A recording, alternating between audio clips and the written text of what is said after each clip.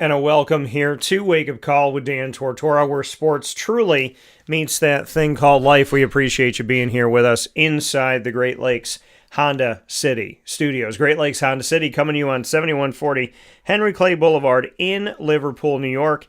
And you can go and see them Monday through Saturday for sales and service.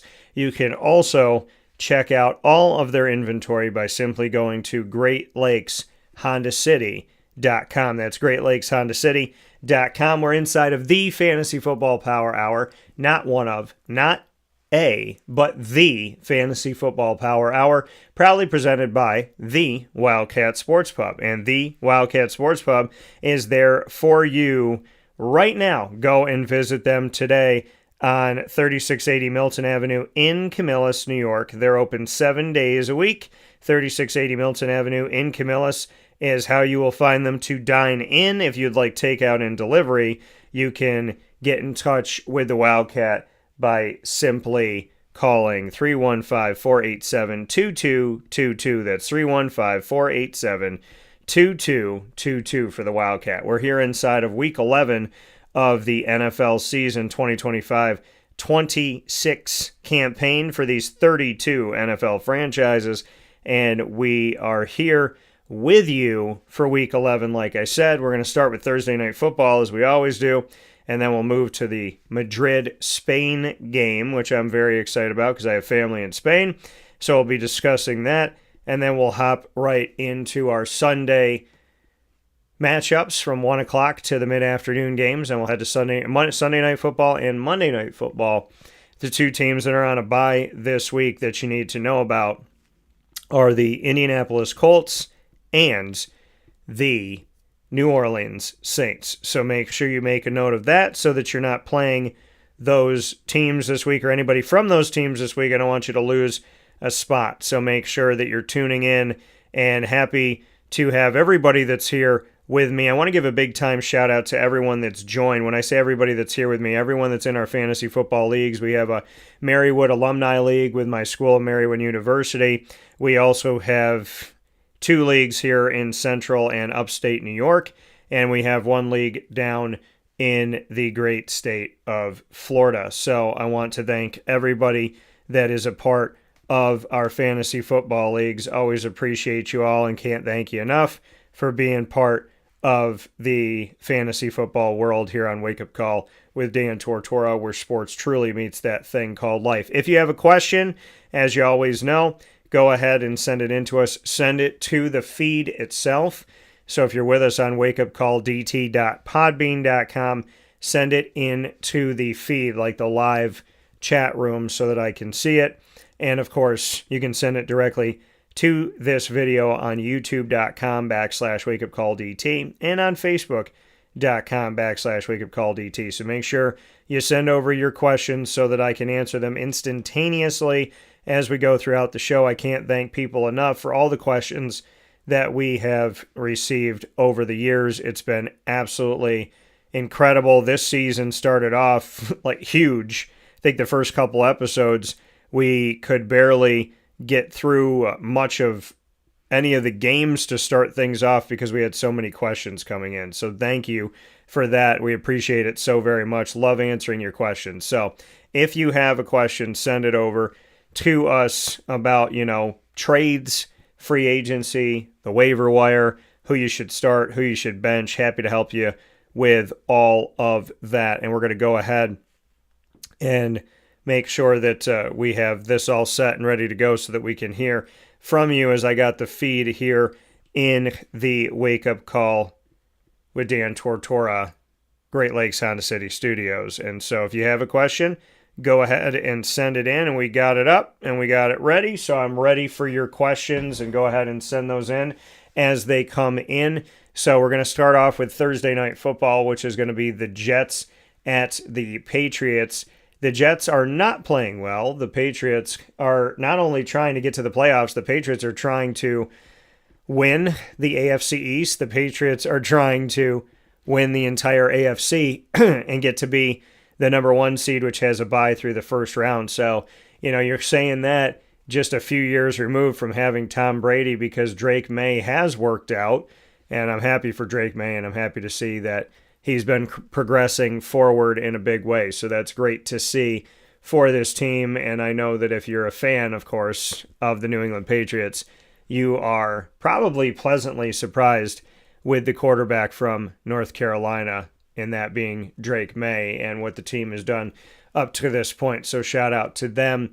And so we're going to start with this matchup between these two, and we'll start with the road team, which means in Thursday Night Football, we're going to start with the Jets in this one. And the Jets, obviously, they've been cleaning house. They did that before the trade deadline to get a bunch of first-round picks for the next couple years here outside of their own, to get those first-round picks, to get a second-round pick, and to build toward the future. The irony is they were trading away guys who they picked in the first round just a few years ago when they had a bunch of first-round picks. So, it's like they tried things out. It didn't. And like, what did I tell you? What did I tell you years ago?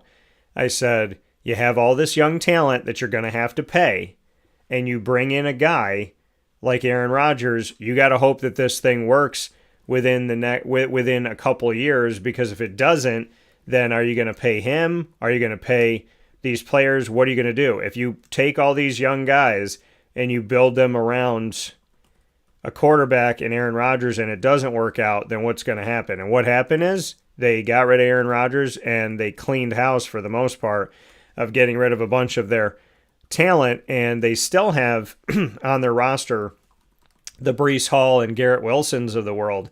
But what are the Jets going to do going forward? Obviously, they're going to be drafting a quarterback, and the question becomes, which quarterback is that going to be, and are they going to do that immediately here in the 2026 NFL draft? But for now, when you look at fantasy football with the Jets and you say to yourself, who in the heck on these Jets should I even consider playing, Dan? Well, Breece Hall is the easy answer, because you can hand the ball off to him. You don't have to hope in Justin Fields that Justin can get this ball down the field to a Garrett Wilson. If we look most recently at how the New York Jets have done, I mean, they were able to get a victory, so kudos to them for getting a win within this season, because it looked like they were going to go over for a while. But as you look at the Jets currently and what they did most recently, the Jets at 2-7 have won 2 games in a row at the Bengals, 39-38, and against the Browns, 27-20. So I guess the trick is that they just have to play the AFC North, except for when they play Aaron Rodgers, their former quarterback, because that was the first game of the season and Pittsburgh won that game, albeit close. Now, most recently, the Justin Fields only threw 11 passes against the Browns, and it was enough to win. 11 passes, 6 for 11, 54 yards, sounds like a Syracuse quarterback. 1 touchdown, 1 interception. The touchdown doesn't sound like a Syracuse quarterback in recent history, unfortunately. Breece Hall, 21 for 83, 4 yards a carry. And then we saw Isaiah Davis, 3 carries for a mere 10 yards. Breece Hall also, he had a touchdown out of the backfield on a 42-yard pass play. And Mason Taylor caught 1 pass. John Mechie III, who was brought in before the trade deadline, he caught a pass. Isaiah Davis caught a pass. It's like, you catch a pass, and you catch a pass, and you catch a pass. Garrett Wilson was targeted 3 times, did not have a single catch in the game. So if I'm going to tell you who to play, it's Breece Hall. That's who you play. Because he's catching the ball out of the backfield, and like I said, with not a lot of passes coming from Justin Fields and not a lot of completions coming from Justin Fields, all he's got to do is hand that ball off. So I'm going to say Breece Hall would be the play here. Garrett Wilson, knee injury, he's doubtful to play in this game. Adonai Mitchell and John Mechie III were both brought in before the trade deadline. Mason Taylor, I mean, if you got to go Mason Taylor, that's the next name I would circle. But really, I think it's Breece Hall as maybe a running back too.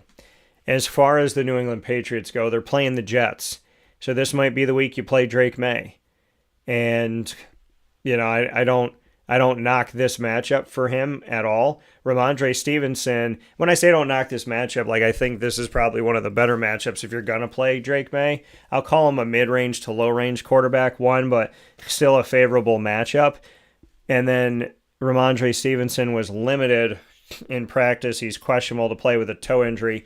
God willing, he'll be okay. But Travion Henderson, he should be in the clear here as he steps forward. I like Travion Henderson in this game. Hopefully you can flex him out. I like Stephon Diggs in the game, and I would also say with Austin Hooper not practicing due to concussion, God willing, he'll be okay, that we look at Hunter Henry as a potential tight end. I'll call him a tight end one this week because he's playing the Jets. And then Stephon Diggs, I think, would be worth the play as well because, again, they're playing the Jets. And the Jets have come on as of late, and they've done some good things as of late, and they've won 2 games after losing 7 in a row. But I think this Patriots team, this is a strong Patriots team. This is a Patriots team that's working to have a lot more at the end of the season, have an opportunity at winning some more hardware. So I'm going to look to the Patriots in this one. The next game that we're going to go to is our Madrid game. Shout out to my family in Spain as they're going to have 2 NFL teams that I cover here in my coverage of the entire league coming to a place near them. The Washington Commanders and the Miami Dolphins will be in Madrid, Spain. And if you want to know when that game is going to be in the schedule, I will let you know that game is going to be at 9:30 a.m. Eastern Time, Sunday, November 16th. It'll be played on the NFL Network and NFL Plus, and it'll be in Santiago Bernabeu, Madrid, Spain. So Santiago Bernabeu, maybe it's Bernabeu, Madrid, Spain. So make sure that you check it out. It's a Miami home game that they're giving up to play in this game, and Washington will be the quote-unquote road team this week. Washington, no surprise, lost at home to the Detroit Lions. I mean, Washington's not good this year due to a lot of injuries that have happened to them, unfortunately. So, I mean, Marcus Mariota, 2 touchdowns, no interceptions, 16 of 22, 213. Not his fault, right? But and then Chris Rodriguez, who I said if you're going to play anybody between him and Ja'Cory Krosky-Merritt, I'd play him. He had a rushing touchdown.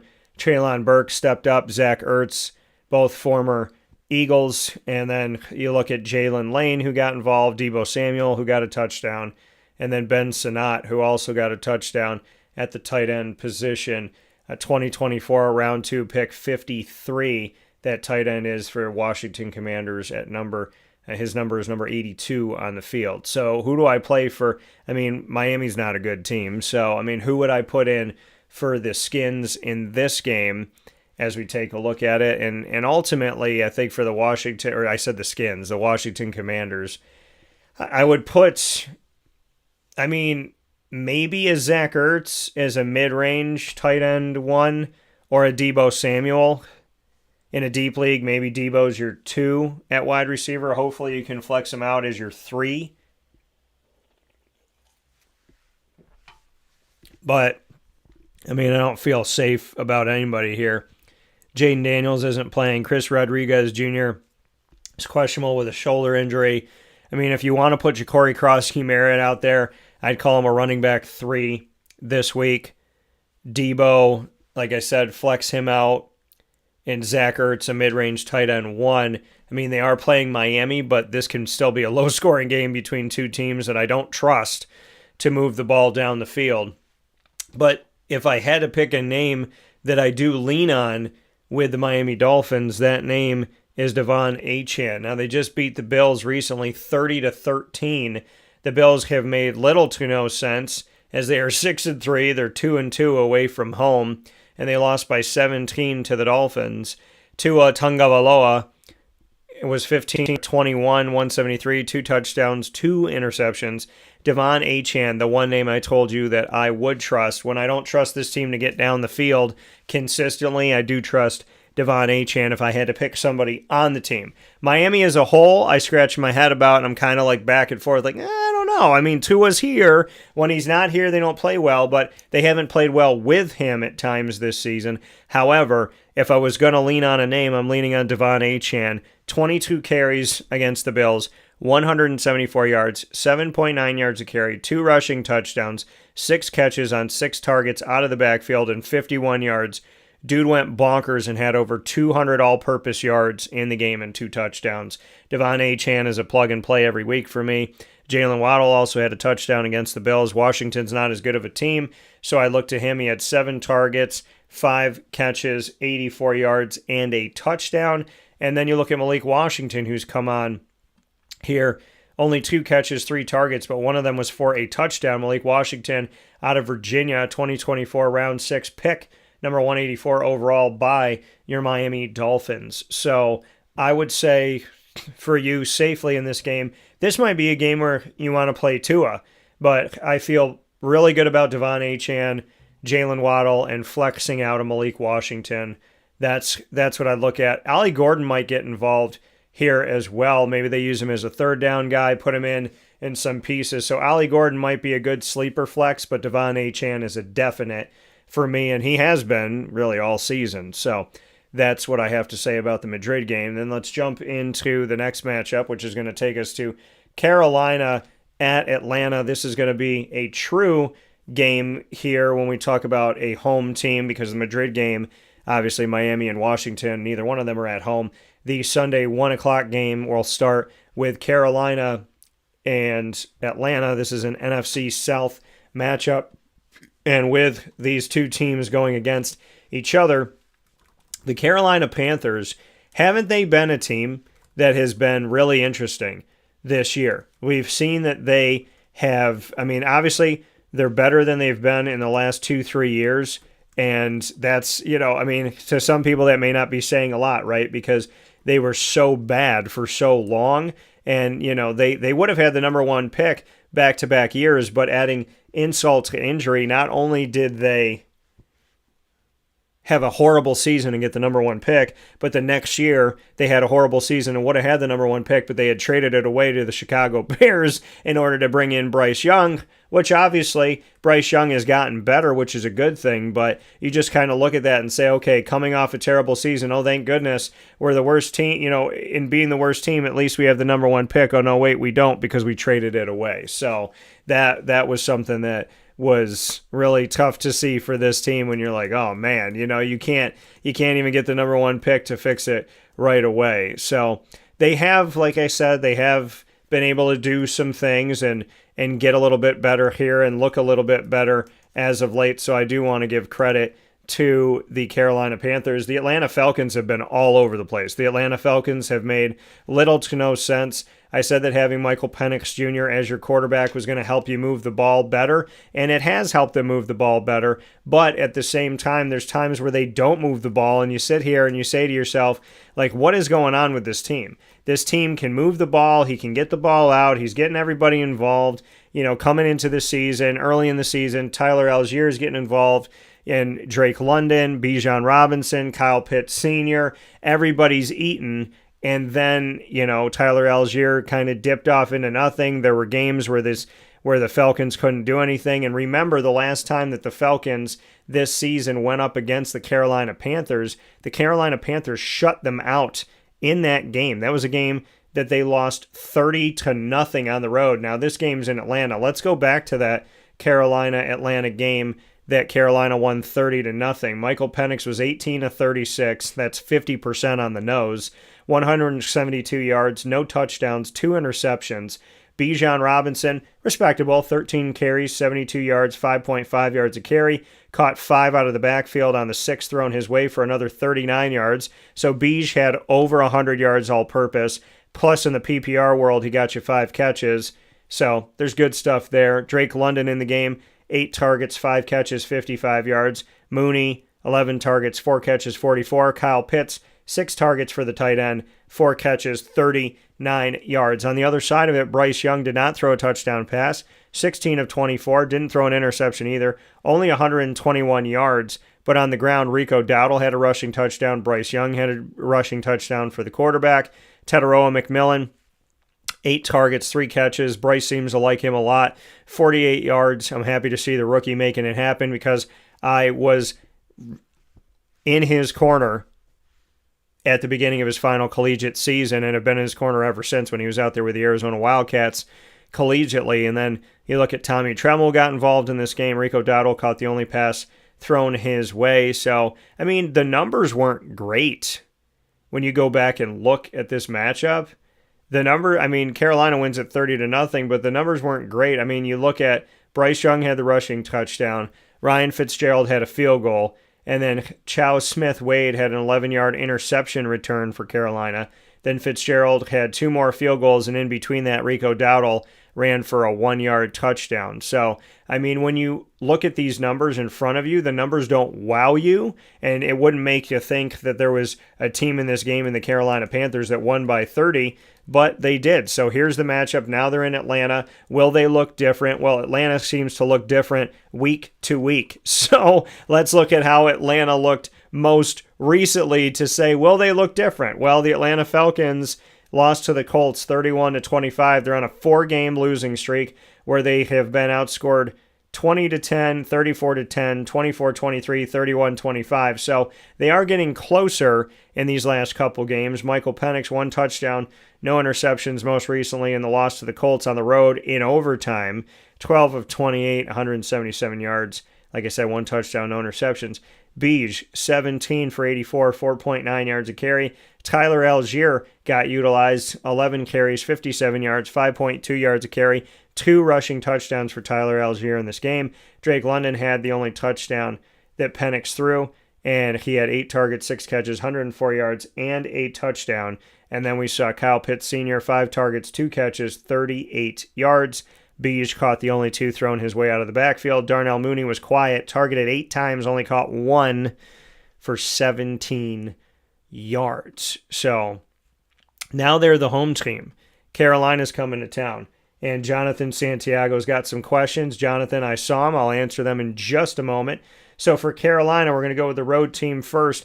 Who do you play when it comes to the Carolina Panthers? Well, I would say that playing Rico Dowdle, who only seems to have gotten better as time has gone by this season, I like the playing of him. And so I think that Rico Dowdle in this game should go out. I also don't trust Atlanta's defense. So I like Rico Dowdle. I like Teteroa McMillan. Xavier Legette, one of my teams is called too Legette to quit. And Xavier Legette, he got to step it up. The one week where I was like, man, I need somebody else. I was trying to fill a position.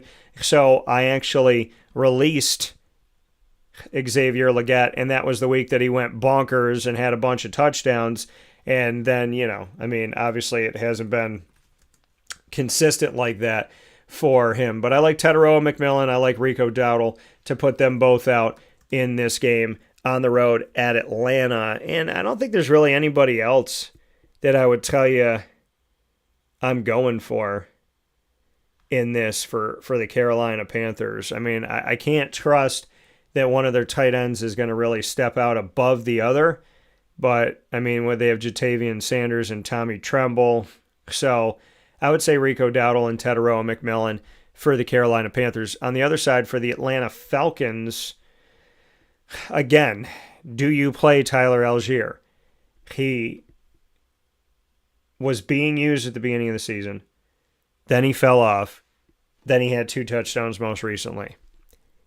So, it's a roll of the dice, which means that I would flex him out.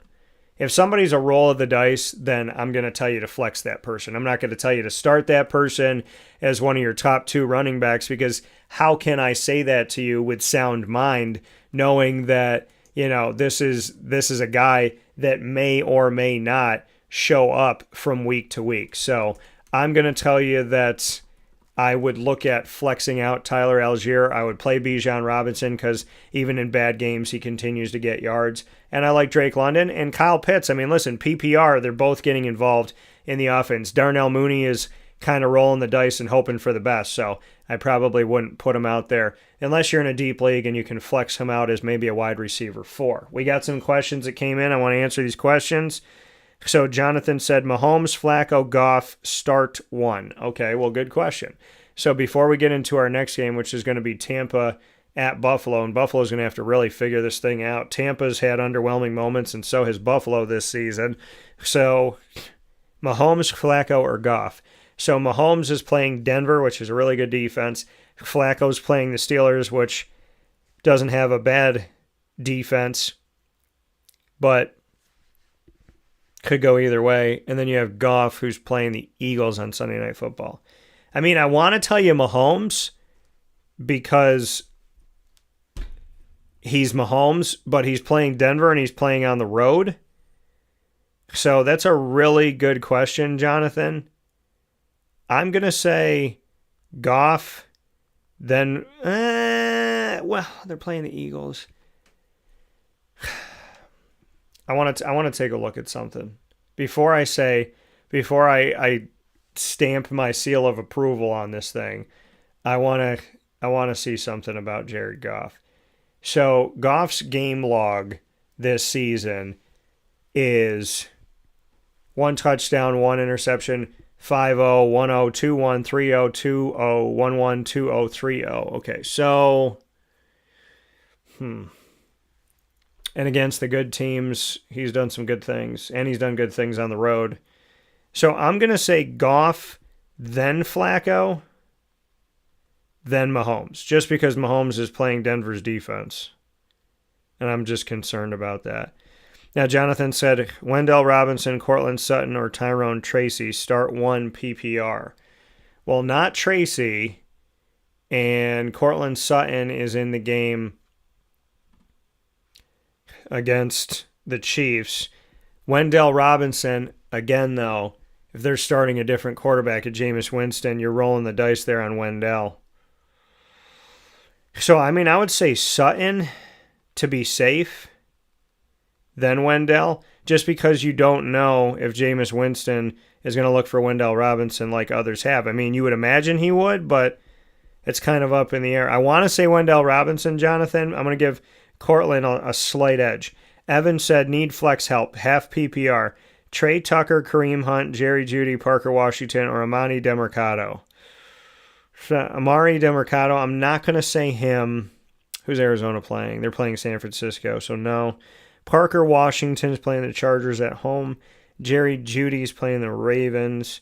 Kareem Hunt and Trey Tucker. Trey Tucker's playing the Cowboys on Monday Night Football in Vegas. The Raiders. And so Parker Washington, I want to take a look at Parker Washington for a second because Parker's been doing it, and he's been doing it well. Shout out LL Cool J. And I mean, it was a head-scratching game with the team up, 29-10 in the fourth quarter, and then the Jaguars in the fourth quarter were outscored 26-0 after being up 29-10. They allowed almost all the points that they scored in the entire game to the Texans in the fourth quarter alone, scoring 26 points in 15 minutes. Obviously, that's more than 1 point a minute, which is just ridiculous. Parker Washington, 7 targets, 3 catches. He did have a touchdown in the game. So, Trey Tucker. Trey Tucker is a good scenario in fantasy right now because I think some people obviously slept on him early on in the season. 3 targets, 2 catches. Okay. I mean, Tyler Lockett got more involved this time, and that team's really Brock Bowers first. You need a flex help half PPR. And then Jerry Jeudy. I love these questions because they make me think. And as you can tell, I'm not just giving you a knee-jerk reaction. So Jerry Jeudy, 12 targets, 6 catches, 78 yards. Dylan Gabriel seems to like to go. I'm going to say Jeudy. I'm going to say Jeudy for you, Evan. And behind Jeudy, I would probably say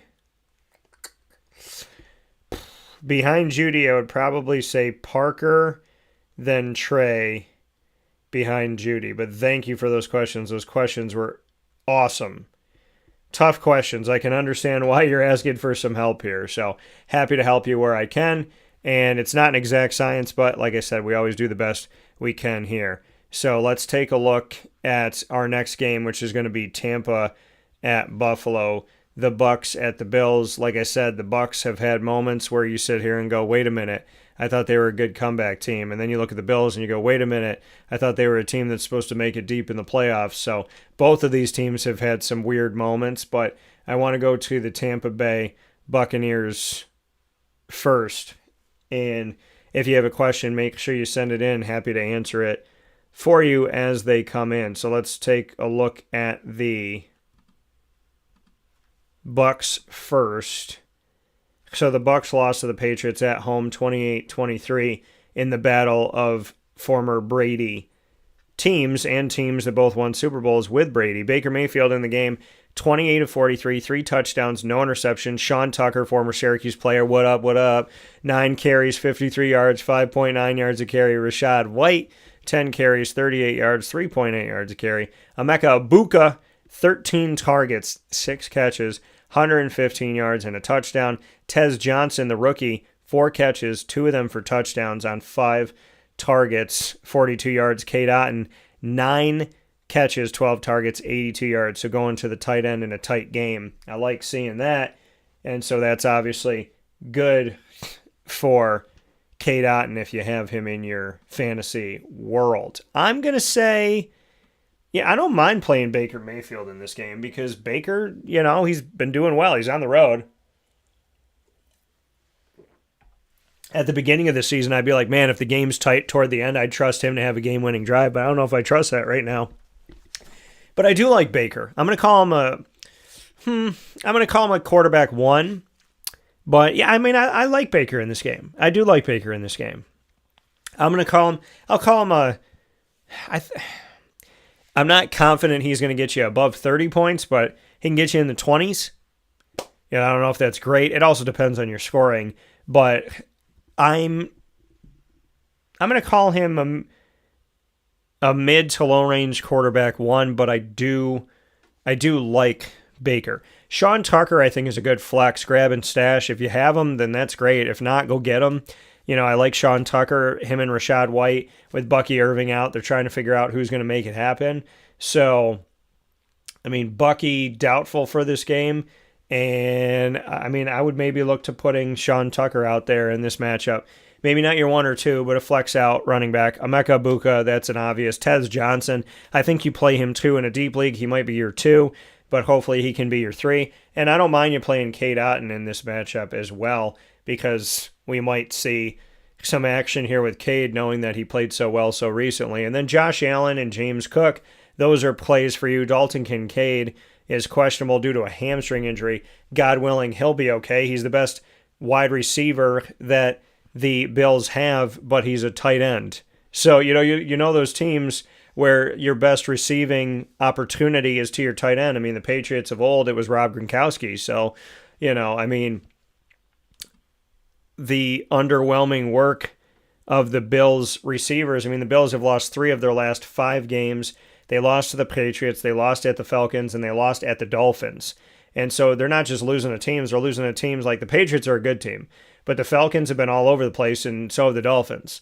And they got blown out by the Dolphins, as I mentioned earlier. So I like Josh Allen in the game. I like James Cook. Khalil Shakir, 9 targets, 7 catches in that loss to the Dolphins, 58 yards. Keon Coleman, 8 targets, 3 catches, 46 yards, and a touchdown. And then Kincaid's could play or maybe won't play. So you're going to have to keep watching the injury report for that. If not, then Dawson Knox has some value here. He had 3 catches, 4 targets, 37 yards. And Jackson Hawes had a touchdown. Jackson Hawes also scored early on in the season. The 2025 fifth-round pick, 173 overall out of Georgia Tech to the Buffalo Bills, now has multiple touchdowns in his rookie season. So I would say for Buffalo, Josh Allen, yes. James Cook, yes. Shakir is a low-end 2, high-end 3. Keon Coleman is a 3. And I'd maybe look to playing Dawson Knox. Watch the injury report. You may be able to get him on the waiver wire. And if Dawson Knox gets the nod with Kincaid being out, then Dawson Knox, I would say you should play him in this matchup. Let's go. We're going to actually take a step aside before we go to our next game. Our next game is going to be the Chargers at the Jaguars here. So we'll talk about that game right after this fast break inside the Great Lakes Honda City Studios. You are with us on Wake Up Call with Dan Tortora as we bring you fantasy football coverage of Week 11 in the 2025-26 season, proudly presented by the Wildcat Sports Pub.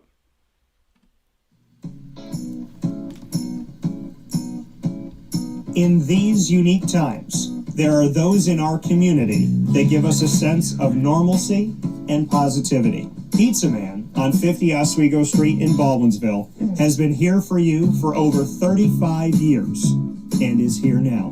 Call 315-638-1234 or order online at pizzamanbville.com to bring those familiar tastes into your home. And remember to come see our monthly on-site broadcasts centered around the community and our Baldwinsville Bees. Pizza Man in Baldwinsville. Any way you slice it, they're always here for you.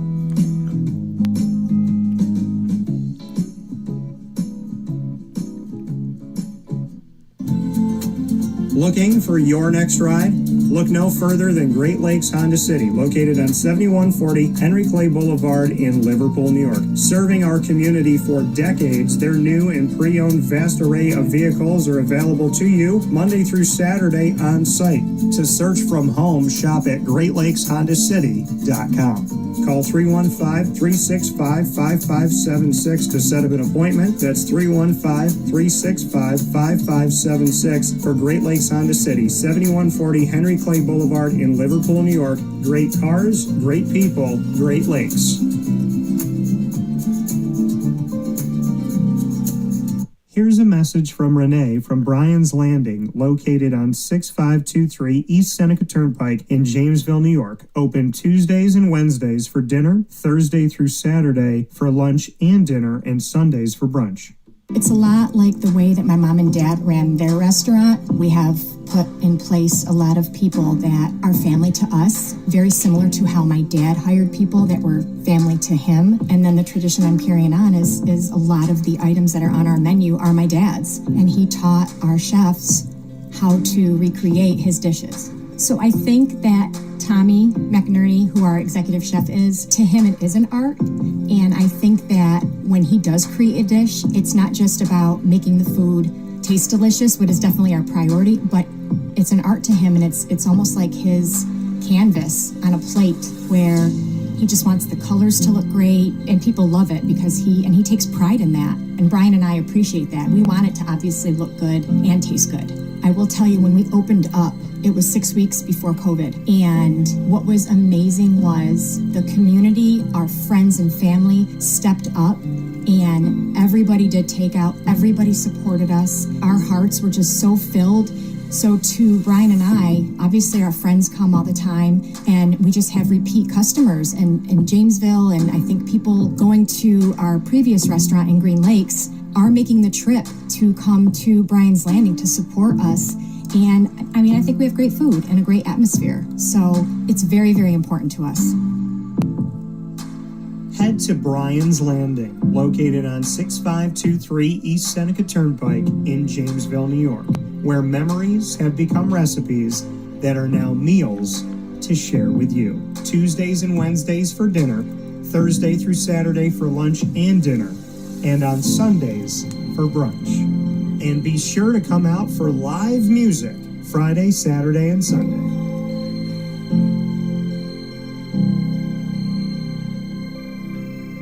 Life gets busy, and sometimes that means us running around. So Canine Camp Dog Daycare offers you an opportunity to give your dog a place to stay while you take care of what you need to throughout the day. Canine Camp Dog Daycare is located on 228 Old Bridge Street in East Syracuse, New York. You can see it from the highway, and it's just off of Erie Boulevard across from BJ's Wholesale Club. Call 315-437-7110. That's 315-437-7110 to schedule an appointment to bring your dog in and tour the facility. Appointments are Monday through Thursday after 6:30, where you and your dog can see everything that Canine Camp Dog Daycare has to offer, including a self-serve dog wash and a retail store filled with all of your dog's wants and needs, including food, treats, harnesses, leashes, and more, making Canine Camp Dog Daycare your one-stop shop for your furry-loving friend. Right, Lily?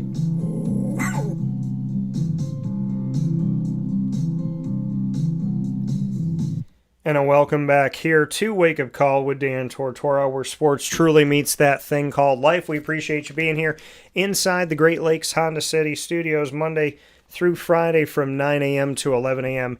Eastern Time, and it is time for us to continue our conversation in the Fantasy Football Power Hour, proudly presented by the Wildcat Sports Pub, and of course, NFL Week 11 of the 2025-26 season. Next matchup that we got is circled. We have the Chargers at the Jaguars. So the Chargers, who I have a belief in this guy, watched him play college ball. They took him at wide receiver. They shifted him to tight end, and they did that with the Dino Babers era of Syracuse football, and Fran Brown kept him there, which was a good decision to have this tall gentleman who's very talented in the middle of the field, and that being Oronde Gadsden II. His father played in the NFL, and now he is doing his thing in the NFL, and Oronde Gadsden continues to get involved with the offense of the Chargers. Perfect team for him to go to because the Chargers did not have a number one tight end, in my opinion, going into this season. So we have seen him. His first NFL game was September 21st against Denver, a 23-20 win, five catches, 7 targets, 6 yards. And then he had 2 catches, then 1, then 7 against Miami on the road, and then 7 on 9 targets against the Colts. And his first touchdown in the NFL came 2 days before my birthday on October 19th, 164 yards, 23.4 yards per catch on average. And then against Minnesota the following game on October 23rd on Thursday Night Football, he had 5 targets, 5 catches, 77 yards, and another touchdown. Caught 5 in the next game at Tennessee and caught 3 of the 6 thrown his way against Pittsburgh. So he continues to be involved, and I want to shout him out and show him a whole lot of love. Big time ups to Oronde Gadsden II for the work that he's done as a rookie, not looking like a rook, going out there and making it happen. And looking at the Chargers as the road team, so we'll go to them first. Looking at them overall, recently here, they're on a 3-game winning streak against the Vikings, at the Titans, and against the Steelers. They blew out the Steelers. They won 25-10, won by 15 points in this game. Herbert, 20 of 33, 220 yards, 1 touchdown, no interceptions. Kamani Vidal was back in the backfield, 25 for 95, 3.8 yards a carry, a touchdown. Ladd McConkey, I had somebody say to me last week, should I move Ladd because, I got 2 guys on the Chargers. I got Oronde and Ladd, and I said, that's a good problem to have 2 Chargers of those names. Just because you have 2 guys on the same team doesn't mean it's a bad thing, and obviously it wasn't. Oronde caught 3, and Ladd caught 4. Ladd had 107 yards and a touchdown. Quentin Johnston, who I also told you to take a look at, he was targeted the most with 10. He caught the most with 5, and he had 42 yards in the game. Keenan Allen, 5 targets, 2 catches, 19 yards in this matchup. So I would say that going against the Jaguars this week, I'm going to tell you to play Kamani Vidal. I'm going to call him a low end. I'm going to call him a running back 2. I like Ladd McConkey. I like Quentin Johnston. Oronde Gadsden's questionable with a quad injury. So just make sure you watch that. God willing, he's able to play. If he is able to go, then I would play Oronde Gadsden II. Either way, I would play Ladd and I'd flex out Quentin Johnston. If Oronde doesn't go, that brings more value, in my opinion, to Keenan Allen. So watch that. On the other side of it, for the Jacksonville Jaguars, who I said before the break, gave up 20. They were up 29-10, and they gave up 26 points in the fourth quarter on the road at the Texans. I mean, this defense that started out the season, leading the country in takeaways and doing a phenomenal job, they've not been great. And Trevor Lawrence in this game, he fumbled twice. He lost one of them. And, we did see that Anton Harrison was able to recover a fumble, and then Danny Strigow was able to recover one as well for Jacksonville. Jacksonville, 13-23 for Trevor Lawrence, 1 touchdown, 1 interception. Travis Etienne Jr., 16 for 58, 3.6 yards a carry, and a touchdown. Bajal Tootin, 4 rushes for 5 yards, 1.3 yards per carry, not good. Jacoby Myers, who came on right before the trade deadline, 3 catches, 3 targets, 41 yards. Parker, 7 targets, 3 catches, 33. Austin Trammell at tight end, 3 targets, 2 catches.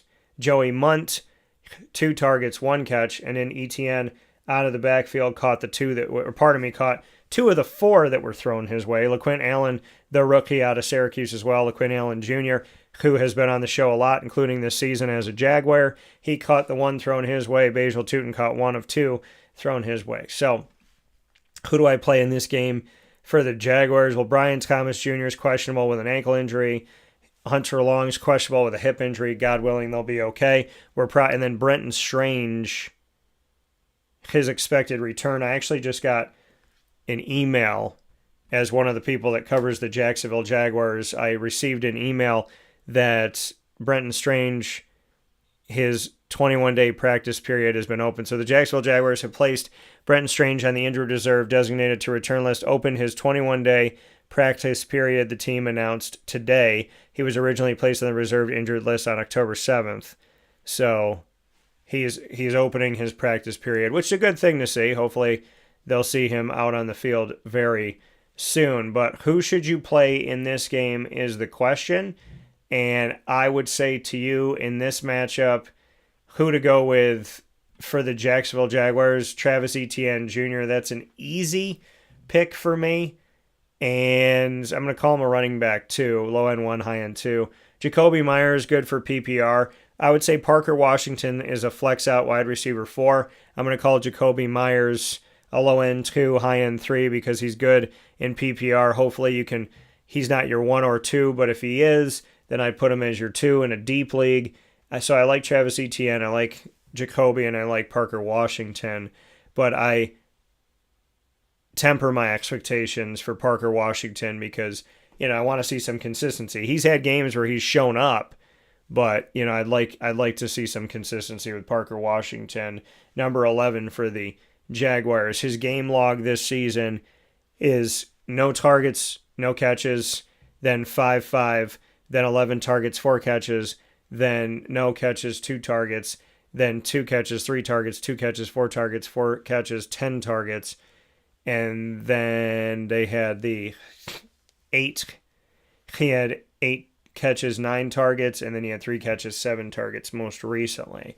So he's been targeted 7 or more times in the last 3 games, which is a good thing to see. So, I would say flex him out. Jacoby Myers, he's a good PPR guy, right? I think that's why the Jaguars get him. He's a good possession receiver, so they get him before the trade deadline. And I'm going to, like I said, I'm going to put him as a deep league. He's a 2, but hopefully he could be your 3. Flexing out either one of those guys as a wide receiver 3 or 4, I think is a safer bet.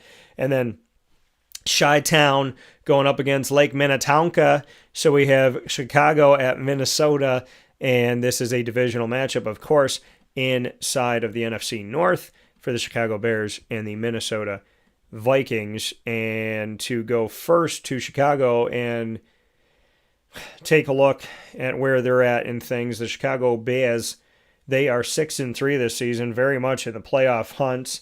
And they played the Vikings the first week of the season. They lost 27-24 at home. Now they're on the road. Let's take a look back at that game. That game had J.J. McCarthy and Caleb Williams. J.J. 2 touchdowns, 1 interception, 13-20. Caleb 21 of 35, 1 touchdown, no interceptions. Jordan Mason 15 carries, 68 yards, no touchdowns. J.J. had a rushing touchdown. Aaron Jones Sr., 8 for 23, 2.9 yards a carry. Caleb Williams had a rushing touchdown to go with his passing touchdown, and 17 carries, 53 yards for DeAndre Swift, no touchdowns. Leading the receiving corps for Minnesota, Aaron Jones out of the backfield, 3 targets, 3 catches, 44. Justin Jefferson, 7 targets, 4 catches, 44. They both had a receiving touchdown. Hawkinson, 3 catches on 4 targets. And yeah, it was quiet. We obviously didn't have Jordan Addison in this game. So that's something to look at. And Minnesota won by 3 without Jordan Addison. Something to think about. And then DJ Moore, 5 targets, 3 catches, 68 yards. Olamide Zacchaeus had 7 targets, 4 catches, 42 yards for the guy out of Virginia that I covered in college. Roma Dunze, 9 targets, 6 catches, 37 yards, and a touchdown. Colston Loveland, in his first game in his rookie season, 2 targets, 2 catches for the rookie tight end. Round 1, pick 10 by Chicago. A top 10 pick for a tight end out of Michigan, and obviously that's been a good pick for them when you say you're going to go that early on a tight end, and it's like, well, it's Colston Loveland, and he's obviously come out and done some great things very early. So this is the second round bout between the two teams. Caleb Williams, I don't mind putting him out in this game, but I'm still going to call him a quarterback 2. I hope you don't have to put him out in this game. DeAndre Swift is back at it, so I'm going to say, Monangai has gotten involved, and he's done some things, but I'm going to say, looking at their most recent game, which was a win over the Giants 24-20 at home, Monangai, 7 carries, 28 yards, and a touchdown. DeAndre, 13 carries, 80 yards, 6.2 yards a carry. Monangai had 4 yards a carry. Monangai had the touchdown. And then Monangai had 1 target, did not catch it out of the backfield. Swift caught 5 of the 8, thrown his way for 18 yards. Roma Dunze looked more like himself. 10 targets, 6 catches, 86 yards, and a touchdown. But they were playing the Giants, who are not really that great this year. So, I would say DeAndre Swift, if you want to flex out Kyle Monangai, I don't know if I would. It's not a bad handcuff to have, but I would say right now with DeAndre Swift coming back and Monangai having done some good things, I would look at both of them still being viable in fantasy. So I'll call Swift a 2 and I'll call Monangai a 3. I like Roma Dunze in the game. DJ Moore, a good guy to put out there. I'm going to call him a low end 2, high end 3 at wide receiver, just because he's not consistent. So he had 4 targets, no catches in the last game. I like Colston Loveland. I like Roma Dunze, and I'll put DJ Moore as a flex, and I'll call him a wide receiver 3 for you. On the other side of it, J.J. McCarthy. I like J.J. He's playing Chicago's defense, though, so I'm going to call him a low-end 1, high-end 2 at quarterback. Aaron Jones, Sr., Jordan Mason, they're splitting time.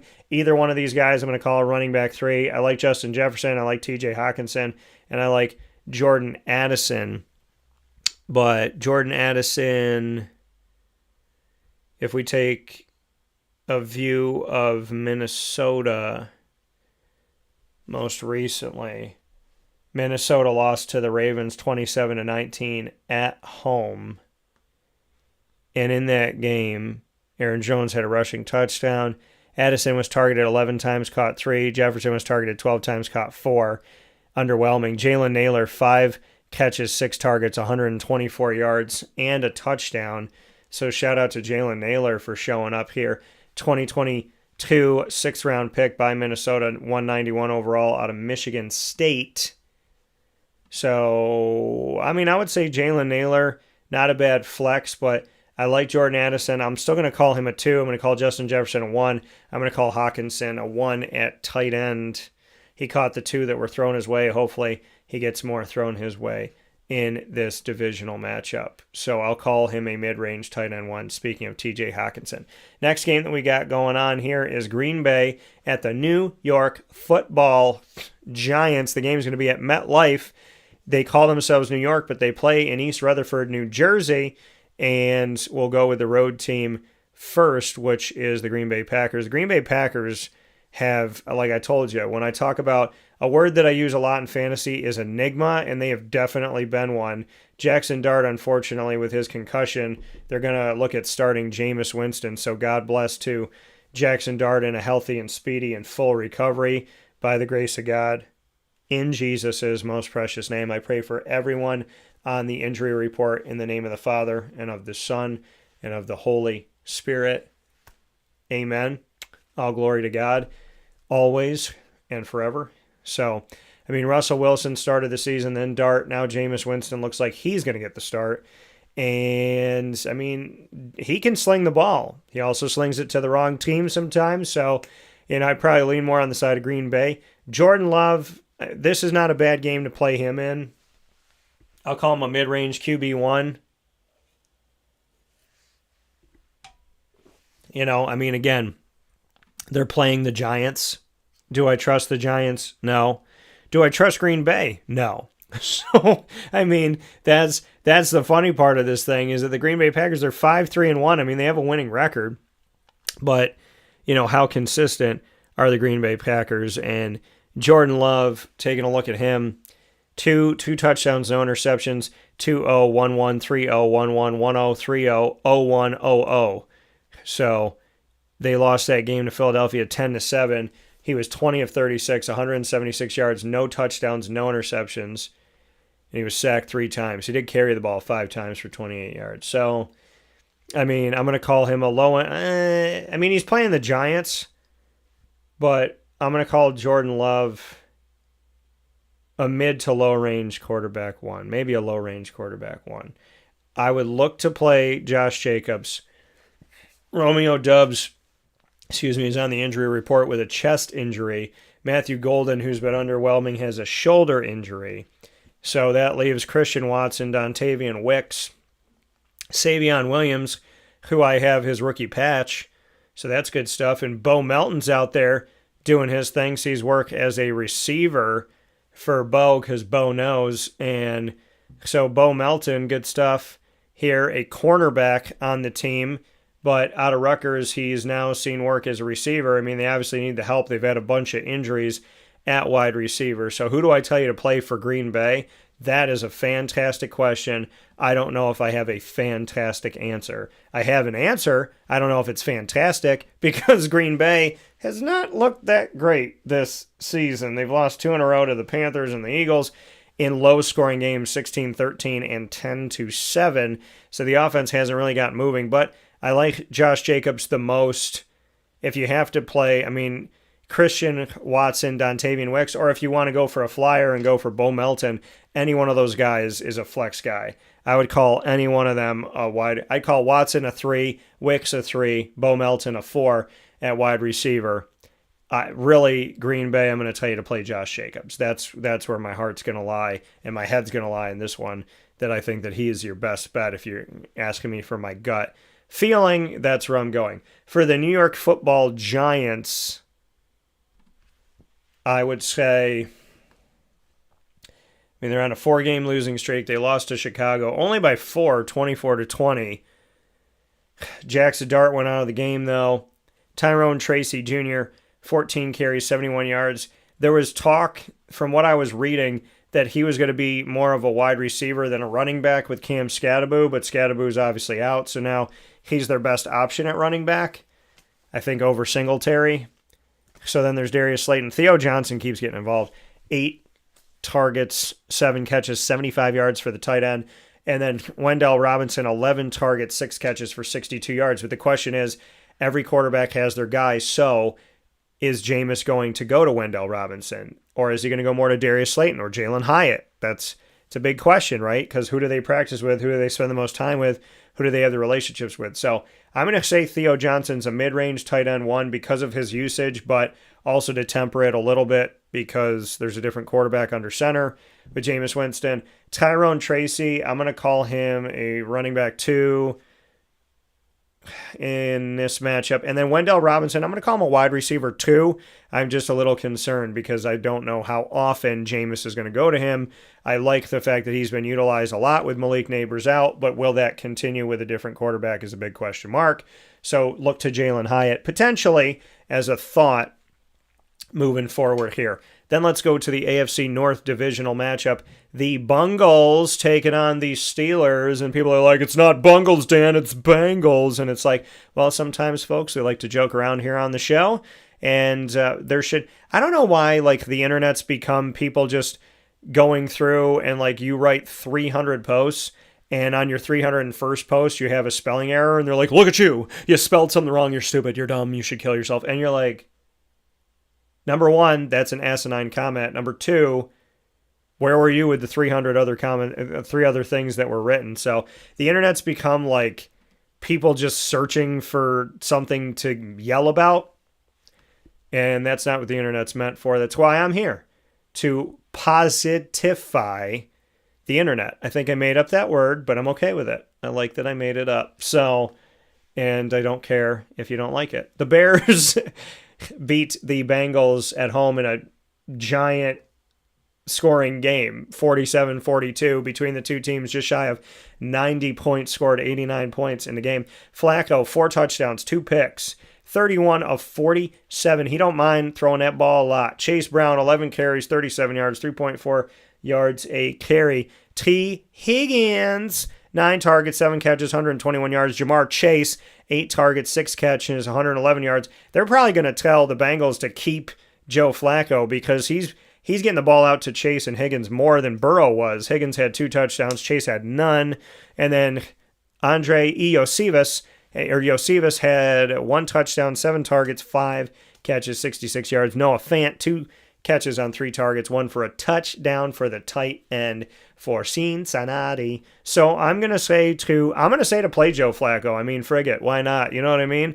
And when you look at Cincinnati, this is the second bout that they're having with the Steelers. They beat the Steelers 33-31, and guess what? In that game where the Bengals won that game at home, it was Joe Flacco versus Aaron Rodgers, and Joe Flacco did not allow Aaron Rodgers to have another comeback. He also threw 47 passes in that game to Rodgers' 34 passes, and Flacco 3 touchdowns, no interceptions, 342, almost 100 yards more than the 249 of Rodgers, and Rodgers had 4 touchdowns passing, 1 more than Flacco, but he had 2 interceptions to Flacco's 0. Chase Brown had 108 yards on the ground. Jaylen Warren had 127.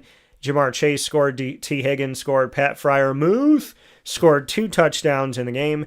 And Jonnu Smith also scored for the tight ends. Darnell Washington scored. And then Noah Fant scored in that game as well for Cincinnati. So I'm going to tell you to go with Joe Flacco. I'm going to tell you to go with Chase Brown, Jamar Chase, T. Higgins, and I take a look at putting Noah Fant out there in this game. I'm going to call him a mid-range tight end 1, but I do like that he was used this past week, and I like that he was used. I mean, think about it. He scored this past week against the Bears, and he scored the last time that they played the Steelers. On the other side of it, Aaron Rodgers, I like him in this too because I don't think Cincinnati's defense is necessarily going to stop you. We see Cincinnati have to play more high-scoring games, so I like Aaron Rodgers. I like Jaylen Warren. I like Pat Fryer to the Muth and to the Muth and back. How about that? That's another good name for him. So most recently for the Steelers, they lost to the Chargers on the road, as I mentioned earlier, 25-10. We were talking about the upcoming Chargers-Jaguars game. And Roman Wilson seems to be a guy that Aaron Rodgers likes. He had a touchdown, 35 yards. DK got involved. Freiermuth got involved. Jaylen Warren got involved. So Jonnu got involved as well. 1 catch, though. So I would say in this game, I think the Muth is on fire. I think you're going to go back to the Muth. I have so many names for him. He's my favorite Steeler. So I like Pat Freiermuth in this game. I like Jaylen Warren. I like Aaron Rodgers. And if you could play 2 tight ends in your league, maybe look to Jonnu Smith. But I do like Freiermuth in the game. I like Roman Wilson in this game. I'll call him a flex wide receiver, but Rodgers seems to like him. And I'm going to call DK Metcalf a 2, Calvin Austin III a 3. But there is fantasy value on both sides in this matchup. Let's go to the next game here. Houston did not have a problem with the Jaguars. Tennessee's had a problem with almost everybody this season. And, you know, it's growing pains. As I tell people, and I've told you for years, more often than not, when you have a rookie quarterback, you're not going to come out and have a good season in their first season in the NFL. So, I mean, would I have drafted Cam Ward? Probably not. I was not sold on the Cam Ward, Shedeur Sanders, take these guys 1 and 2 type of thing. So I wouldn't have taken Cam Ward, but it doesn't mean that I don't hope the best for him. It doesn't mean that I don't respect and appreciate what he did in college and, what he's working to do with the Tennessee Titans. So I want to be clear on that because I don't wish bad on anybody. When I'm sitting here and assessing it, I'm looking at it constructively, but I have to check myself. I think there's times where I could have been a lot better. I could have come across a lot better because I'm all about, if I'm going to talk about something that's difficult or maybe not the most positive thing that's going on, you have to do it in such a way where you can still talk to that person, shake their hand, and have a conversation. And I think that I can be a lot better in those areas, and so I'll work to get better. And my first test will be right now in speaking about Tennessee. Now, Houston is 4-5. I think they're going to be 500 after this game. They played the Titans already. They beat them 26-0 at home in Houston. Let's go back to that one. C.J. Stroud is on the injury report right now, but he was 22 of 28 in that game, 233, 2 touchdowns, no interceptions. Cam was 10 of 26 early in his rookie career in his 4th game in the NFL, 108 yards, no touchdowns, 1 interception. Woody Marks got a touchdown rushing. Tony Pollard led the way on the other side, 64 yards. Woody had 69 yards. And then Alec Iomanner seems to be the guy that Cam likes. I paid attention to that in the preseason. He targeted him in that last game against Houston 7 times, 2 catches, 44 yards, led the team with 44. And then Calvin Ridley, 3 targets, 2 catches. Tony Pollard caught 3 out of the backfield, all 3 thrown to him. Okonkwo caught 1 of the 3 thrown his way. Tyler Lockett didn't catch any when he was there. And then Nico Collins on the other side, 6 targets, 4 catches, 79 yards. Woody Marks got a touchdown out of the backfield, caught 4 of the 5 thrown his way. Schultz caught 5 of the 6 thrown his way. Kirk caught 3 of the 4 thrown his way. Jaden Higgins caught the only one that was thrown to him, and it was for a touchdown for 24 yards. So, that's taking a look at their last matchup. Looking at Houston most recently in that win over the Jaguars, where they scored 26 unanswered points in just a head-scratcher of a 4th quarter for Jacksonville. How does this team beat Kansas City and then give up 26 points to a Houston team that has a losing record? And they didn't have a winning record at home. They were 2-2 at home. They were 500. Now they're 3-2. So, Nico Collins continues to get involved. 15 targets from Stroud, 7 catches, 136 yards. Schultz, 11 targets, 7 catches, and a touchdown, 53 yards. But C.J. Stroud is on that injury report. So, he, is coming off of the concussion. The question becomes, is he going to be available for the game? And when you look at C.J. Stroud, I'm looking at any updates that we may have here on Stroud. So,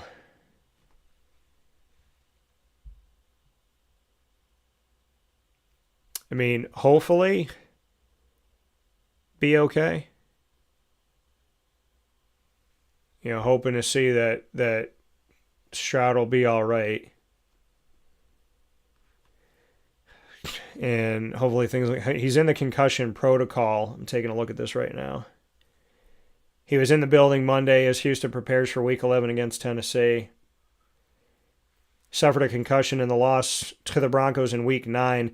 He'll need to practice twice without exhibiting any concussion symptoms. The club will hold practices Wednesday, Thursday, a walkthrough on Friday, and a final practice on Saturday. So just monitor that. If C.J. Stroud's able to go, that's probably not a bad play, right, to put him out there. And part of me, he didn't play in the game against the Jaguars. It was Davis Mills, who was 27 of 45, 2 touchdowns, 1 interception.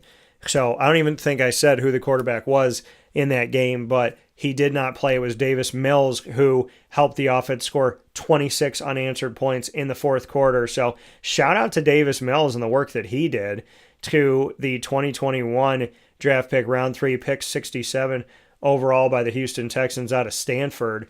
Loving seeing that Davis Mills had success in that matchup. That was huge for him. So, yeah, if C.J. Stroud's able to come back, he had a great game. He had a good game last time in the blowout shutout win over Tennessee. Now they're going to Tennessee. So just watch. But if C.J. Stroud's able to go, I'd call him like a mid-range QB1. And then I would say Woody Marks, I would look at playing him as a low-end 2, high-end 3 at running back. I like Nico Collins. Jaden Higgins getting involved more, so I look to Jaden Higgins. But I like Dalton Schultz and Nico Collins. Higgins, I would flex out. I'm going to call him a 4 to flex out here. He had 5 catches, 7 targets, 42 yards with Davis Mills, so still getting involved here. But, yeah, shout out to Davis Mills. If I had said C.J. Stroud before. It was Davis Mills who led the comeback against the Jaguars, so big ups to him. Jaden Higgins is a rookie wide receiver, number 81 out of Iowa State, 2025, round 2, pick 34, so an early pick just outside of the first round. He was the second pick of the second round, so I think Jaden Higgins is another guy to look at here. On Tennessee's side, they're 1-8, and nothing has looked good for Tennessee, unfortunately. Again, most of the time, rookie quarterbacks struggle. And they fired Mike Vrabel, which I think was a mistake. I definitely think that was a mistake. They've lost 4 in a row since beating the Cardinals on the road, 22-21. They lost to the Chargers at home by a touchdown. So, I mean, Chargers are a good team, so that says something. 27-20 here. Cam Ward, 12 of 21, my number backward and frontward. 145, no touchdowns, no interceptions. Tony Pollard, 10 carries, 56, 5.6 yards a carry. Tajay, 7 for 26, 3.7 yards a carry. Io Manor, like I said, he continues to like him. Most targets, 6. Most catches, tied with Tajay Spears with 3. 46 yards led the team for Io Manor. Tajay caught all 3 thrown to him out of the backfield. And Pollard caught 1 of the 2 thrown his way. Okonkwo caught both thrown his way for 10 yards. I mean, if I'm going to tell you to play anybody on Tennessee, it's going to be Alec Io Manor. And I would say to flex him as a wide receiver 4. I'm not going to lean on Pollard or Tajay Spears. If I had to pick, it would be Tajay because he is involved in the pass game if you need some PPR help. But, you know, I'm hoping the best for Tennessee, as I know that it's been a road this season, and I'm sure it's frustrating, but, you know, hey, if you have the number 1 pick in the nation, it means that things didn't go too well. And like I said, I don't think they should have fired Mike Vrabel, so, but hoping the best for Tennessee as they go forward. We're going to go to San Fran at Arizona. This NFC West matchup will be the next matchup that we talk about right after this fast break on Wake Up Call with Dan Tortora, where sports meets life. Inside the Great Lakes Honda City Studios, this is the Fantasy Football Power Hour, NFL Week 11 of the 2025-26 season, proudly presented by the Wildcat Sports Pub, 3680 Milton Avenue in Camillus, New York. Avicoli's restaurant, located on 7839 Oswego Road in Liverpool, New York, has been serving our community for decades. Your place to go for home cooking on the corner of Route 57 and Wetzel Road is just minutes from Liverpool High School. And every single month, Wake Up Call with Dan Tortora is on site, on location, with Liverpool sports, student athletes, coaches, and administration telling their stories throughout the year. We look forward to seeing you on site at Avicoli's for their casual pizza side, their fine dining, as well as their bar. And of course, you can order online at myavicolis.com. That's myavicollis.com. For takeout delivery and catering, call 315-622-5100. That's 315-622-5100. Come on into the neighborhood spot Avicoli's, open 7 days a week in Liverpool, New York.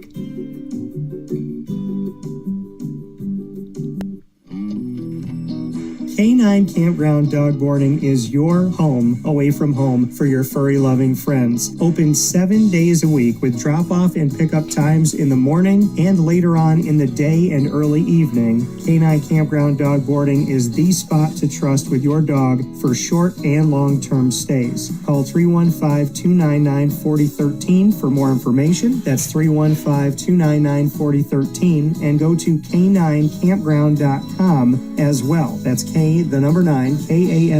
ground.com, where you will find all of the information on their different cabins, which include the classic cabin, executive cabin, grand cabin, and luxury cabin.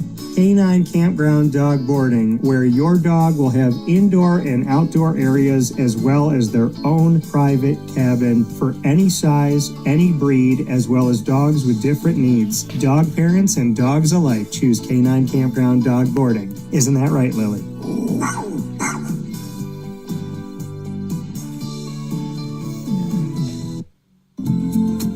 Looking for your next ride? Look no further than Great Lakes Honda City, located on 7140 Henry Clay Boulevard in Liverpool, New York. Serving our community for decades, their new and pre-owned vast array of vehicles are available to you Monday through Saturday on site.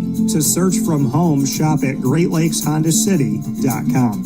Call 315-365-5576 to set up an appointment. That's 315-365-5576 for Great Lakes Honda City, 7140 Henry Clay Boulevard in Liverpool, New York. Great cars, great people, Great Lakes.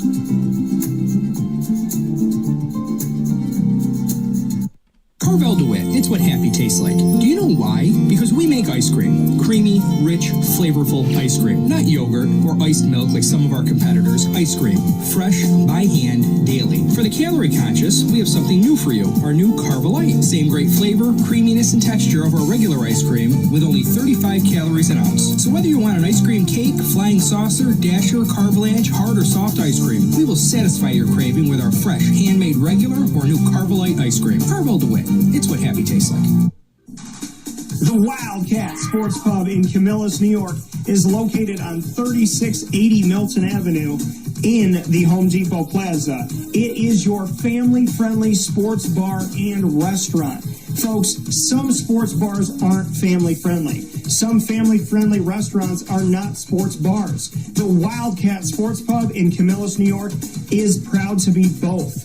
It is that marriage that you've been looking for years. The Wildcat Sports Pub is your home base for your sports bar and restaurant needs, games for the kids, indoor and outdoor activities, and enough things on the menu to come back every single week and get to try something new. They're open Sundays from noon to 8 p.m., Monday through Wednesday, 11 a.m. to 11 p.m., and Thursday through Saturday from 11 a.m. to midnight. For reservations and party information, call 315-487-2222 for the Wildcat family-friendly sports pub and restaurant.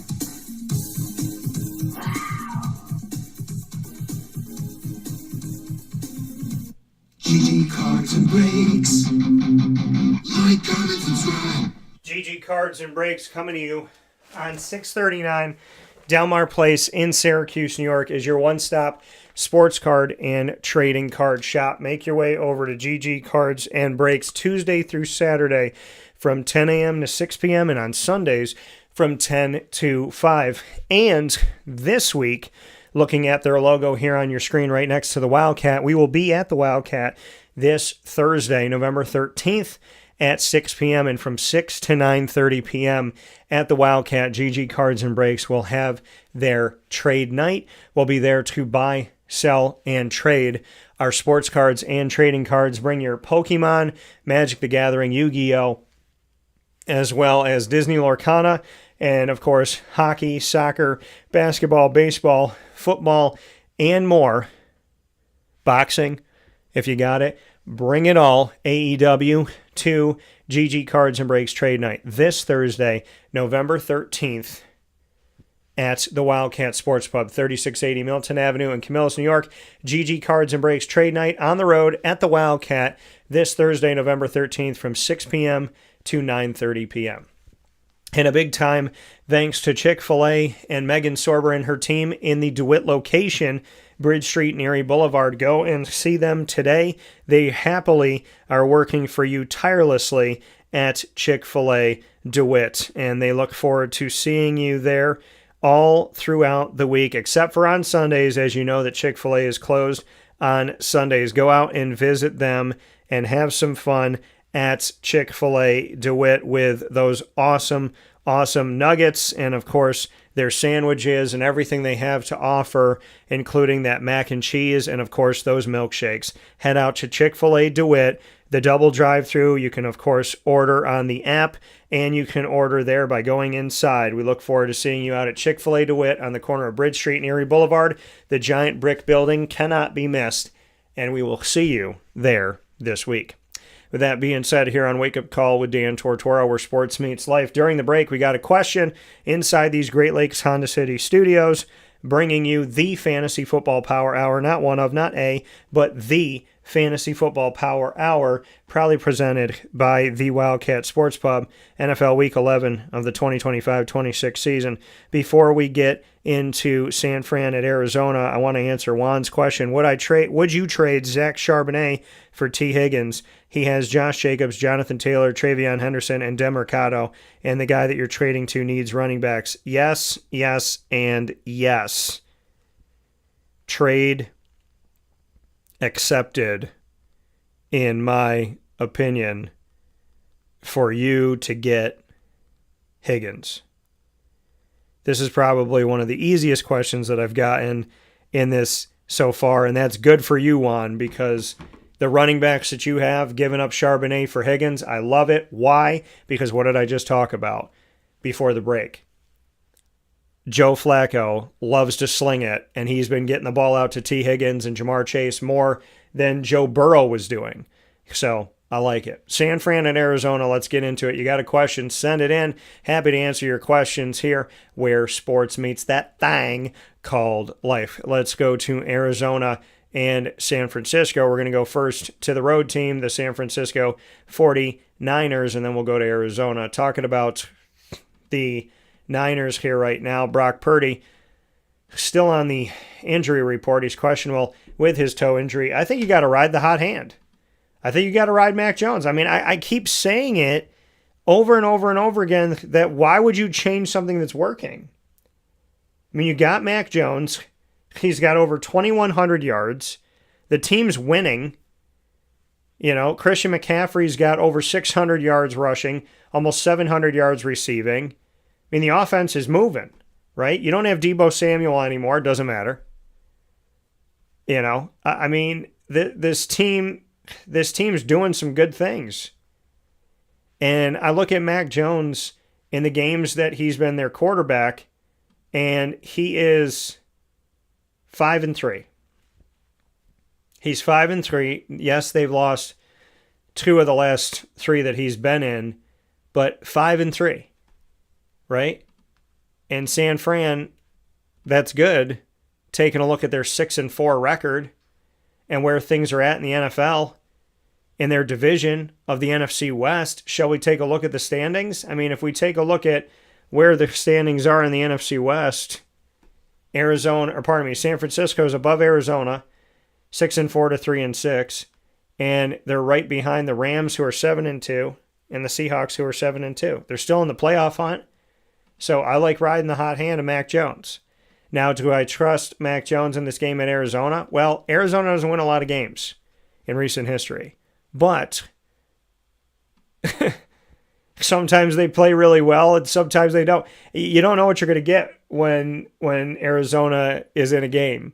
So Mac Jones, I'm going to call him a quarterback 2. But this might be a good matchup to play him. I like Christian McCaffrey in the game. I like Jawan Jennings in the game. I like George Kittle getting used in this game as well. But Luke Farrell, remember, Luke Farrell and Mac Jones were both in Jacksonville together. And every quarterback has their guy or guys. It seems like Luke Farrell is somebody that Mac Jones likes to go to, even though he has George Kittle out there. And in the loss to the Rams 42-26 at home for San Fran, Mac Jones had 3 touchdowns. He was 33 of 39, 1 interception, 319. Brian Robinson had a touchdown, 8 for 41, 5.1 yards a carry. McCaffrey 12 for 30, 2.5 yards a carry, but caught 8 of the 10 thrown his way out of the backfield for 66 yards. So McCaffrey had 96 yards in the game altogether. Kittle, 9 targets, 9 catches, 84 yards. Jawan Jennings, 9 targets, 6 catches, 71 yards. They both had a touchdown. And then Farrell had a touchdown, 2 catches, one of those being for a touchdown, and caught the 2 targets that were thrown his way.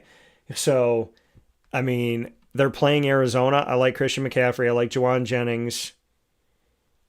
I like George Kittle. Luke Farrell could be a sleeper pick here.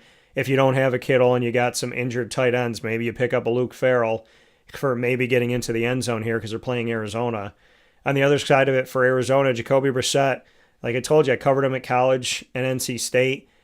And I was one of the people that backed Jacoby Brissett when he came into the league. He's been in different places, and he's been able to win. I mean, I think a serviceable backup, not everybody has one of those, right? And that's from college to pro. Look at how many teams are struggling, Syracuse, that doesn't have a strong backup. Jacoby Brissett is a strong backup. 22 of 44, not great, right? 50% passing, but 2 touchdowns, no interceptions for Arizona. They lost. It's funny. Jacoby Brissett was 22 of 44, and they lost 22 to 44. Crazy. But, I mean, he had 2 touchdowns in the game. McBride had over 120 yards, 127, 13 targets, 9 catches, 1 touchdown. Demercado out of the backfield, 4 targets, 3 catches, 40 yards.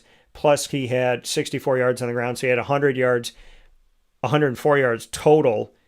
And he had 4 carries for 64 yards, 16 yards a carry for Demercado. And Marvin Harrison, 3 catches on 12 targets, but one of them was for a touchdown.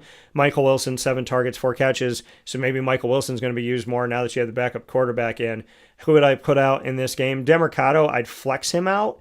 And then Marvin Harrison Jr., I'm going to call him a wide receiver too. I'm going to call Michael Wilson worth the flex, but I think your best bets here are Trey McBride and Demercado, and then I would say Marvin Harrison, and then Michael Wilson after that in this matchup. If you have a question, please send it my way. Let's go to the next game here. Speaking of them Seahawks that we were just talking about, that game for Arizona, we have another game. So the entire NFC West is facing each other this weekend. We have the Seahawks at the Rams Slamma-Jamma Los Angeles Rams. I was going to say Ram Bama Jamma. I was going to not say Rams and then say Rams, but I said Rams before and I confused myself. So trying to make it happen this morning for you. Had a little brain stop, but we're okay. So the Fly Slamma Bama Rams, maybe I could say that. I know I say it when I'm talking about Alabama. So let's get into this Rams matchup. And the Seattle Seahawks first because they're on the road. So looking at Seattle and, Charbonnet, have I been sold on Charbonnet? No. Am I getting drunk on Charbonnet? No. And I mean, they're on a 4-game winning streak, speaking of Seattle. They won 38-14. They beat a Washington team that's just awful right now with all their injuries. But Charbonnet's been underwhelming. I mean, Kenneth Walker III didn't have a great day either. Kenneth Walker, 11 carries, 42, 3.8. Charbonnet, 8 for 25, 3.1. Charbonnet caught the 1 pass thrown to him. Kenneth Walker caught the 2 that were thrown to him out of the backfield. But in this game playing the Rams, when we look back at Seattle this season, give Seattle some credit here. They're 4-0 away from home, so they're trying to stay undefeated. So of their 7-2 record, 4 of those 7 wins, more than half of them, have come on the road. And they have not played the Rams yet. They're going to play the Rams twice within their next 6 games. So they're at the Rams, then they're at the Titans, Vikings, at the Falcons, Colts, and then Rams at home on December 18th. So it's almost a month in between. It's a month and 2 days because they're playing the Rams in Los Angeles on November 16th this Sunday, and then they play them on December 18th on Thursday Night Football. So let's go to that Seattle game here, and I like Kenneth Walker III. Obviously, I like Jackson Smith and Jigba. To see how they did in that win, 44-22 over the Cardinals. Charbonnet, 14 for 83, 5.9 yards a carry and a touchdown. Kenneth Walker, 14, 67 yards, 4.8 yards a carry, no touchdowns. George Halani had a touchdown. He is the running back in his second season out of Boise State, wearing number 36. So, I mean, Halani did have a touchdown, so there's something to be said there. So shout out to him for that. Rashid Shaheed, 2 carries for 20 yards. And he, coming before the trade deadline from New Orleans, caught the only pass thrown his way in this game. And Jigba had 93 yards, 6 targets, 5 catches, and a touchdown. Cooper Kupp caught the 2 thrown his way, 74 yards on those 2 that he had. Kenneth Walker caught the one thrown to him out of the backfield. So I would say for Seattle, I like Kenneth Walker the third. Charbonnet, I would look at flexing out as a 3. I like Jackson Smith and Jigba. Cooper Kupp's supposed to be back in the swing of things here. So I'm going to say that Kupp is... I mean, he had 2 catches, but he had 74 yards. And he caught the 2 that were thrown to him. Torrey Horton, who showed up within the last couple weeks, he's on the injury report. God willing, he'll be okay. So I'm going to say Jackson Smith and Jigba's a 1. I'm going to call Rashid Shaheed a 2. I'm going to call Kupp a 3. And Kenneth Walker, I'm going to call him a 1 in this. I'm going to call him a low-end 1, high-end 2. On the other side, for the Rams most recently in their matchups, they're 7-2 in this grand scheme of things. So you got 7-2 Rams, 7-2 Seahawks. First time they're playing each other this season. Whoever wins this game will have the keys to number 1 in the NFC West. They just won at the Niners 42-26 on the road, but still in the state of California. Matty Stafford, 4 touchdowns, no interceptions, 24-36. This is a game, again, Seattle is undefeated on the road, but the Rams, looking at, what Matt Stafford can do in this, I mean, I would look at potentially playing Matt Stafford in the game. I mean, Sam Darnold's not a bad play. I'm going to call Sam Darnold, and this game's got a lot on the line. So I'm going to call him a low-end 1. I'm going to call Matty Stafford a mid-range to high-range 1. I like Kyron Williams. I like Devontae Adams. I like Puka Nacua. They all scored recently here this past game. So I like Kyron, Puka. Devontae Adams is on the injury report, though. He's got an oblique injury, so just monitor that. That might give some more love to Tyler Higbee, their tight end. But I like Puka Nacua in the game. I like Kyron Williams. And Matty Stafford, yeah, I'll call him a mid-range QB1. If Devontae's able to go, then I think it goes up a little bit.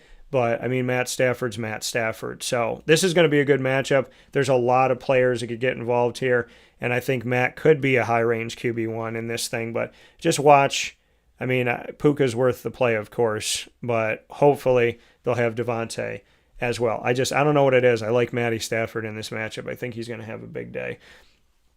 King Kai said, how's your morning going? Going well. If you got a question, King, make sure you send it over. Baltimore at Cleveland for the AFC North matchup. Let's go to Baltimore first since they are the road team. This is the old Browns up against the new Browns. The Baltimore Ravens were what the old Cleveland Browns became when the franchise left Cleveland. Then in 99, the Cleveland Browns returned, but it wasn't the roster that went to Baltimore. So the new Cleveland Browns are not the old Cleveland Browns because the old Cleveland Browns are the Baltimore Ravens. So who owns the rights to the history if the old Cleveland Browns team migrated to Baltimore to become the Ravens? Do the Browns have all of their history, or do the Browns not have any of that because they are the same team, same look, but their franchise had left to go to Baltimore? Kind of confusing, right? Same thing about the Charlotte Hornets, because the Charlotte Hornets became the New Orleans Hornets, and then the New Orleans Hornets became the New Orleans Pelicans. Charlotte got a new franchise called the Bobcats. Now they're the Hornets again, but that original roster went to New Orleans to become the Pelicans. So do the Hornets get all their history, or do they just have the new part of their history? Those are conundrums for you to think about and ponder during lunch today. So let's go to the Baltimore Ravens first. The Baltimore Ravens, man, I'm sure they're so very happy that Lamar Jackson is back. I was one of the few people that said Lamar Jackson would be a successful quarterback in the NFL. The team's won their last 3 games after losing 4 in a row. They just defeated the Vikings on the road 27-19. Not an easy thing to do, in my opinion. Lamar Jackson 17-29. 176, had a touchdown, no interceptions. Derrick Henry, 20 for 75, 3.8 yards a carry.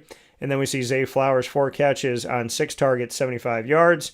Charlie Kohler had 1 catch in the game for the 2022 Round 4 pick 128 overall by Baltimore out of Iowa State. That tight end getting involved here in the action.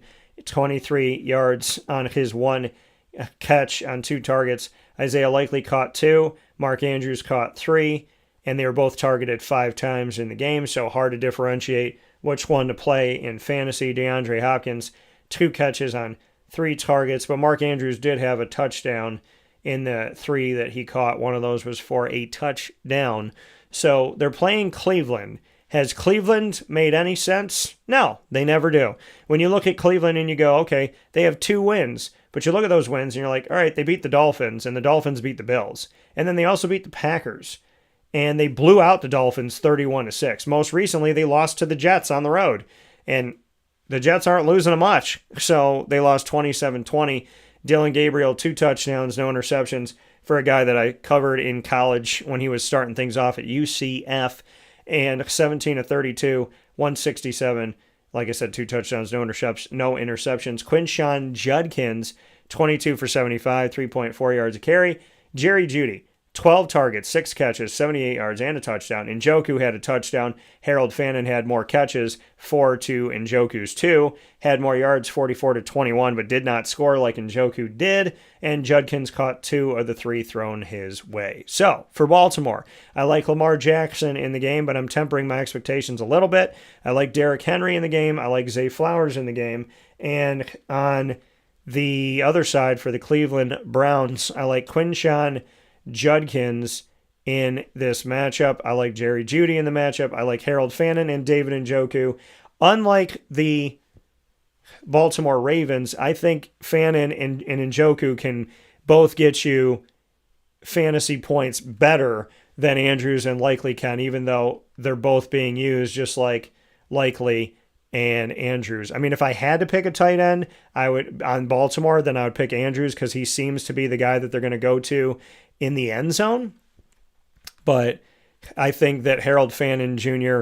and David Njoku are better bets for fantasy than Andrews and Isaiah Likely right now. They're all talented, but Fannin and Njoku are still getting fantasy points where we're looking at Likely and Andrews being more quiet. But if I had to pick one, it would be Mark Andrews because he does get that eye in the end zone, I think, more than Likely, and pun fully intended. And he has, he caught one more ball than Isaiah Likely did, 3-2. So, I mean, I give him the slight edge here because I do think that Mark Andrews is talented, but so is Isaiah Likely. And so let's see what we got from King. And King, I think you already did, but if you haven't, make sure to subscribe and hit that notification bell. For sure. Now, and King said, how's your morning going? It's going good. I hope yours is going well.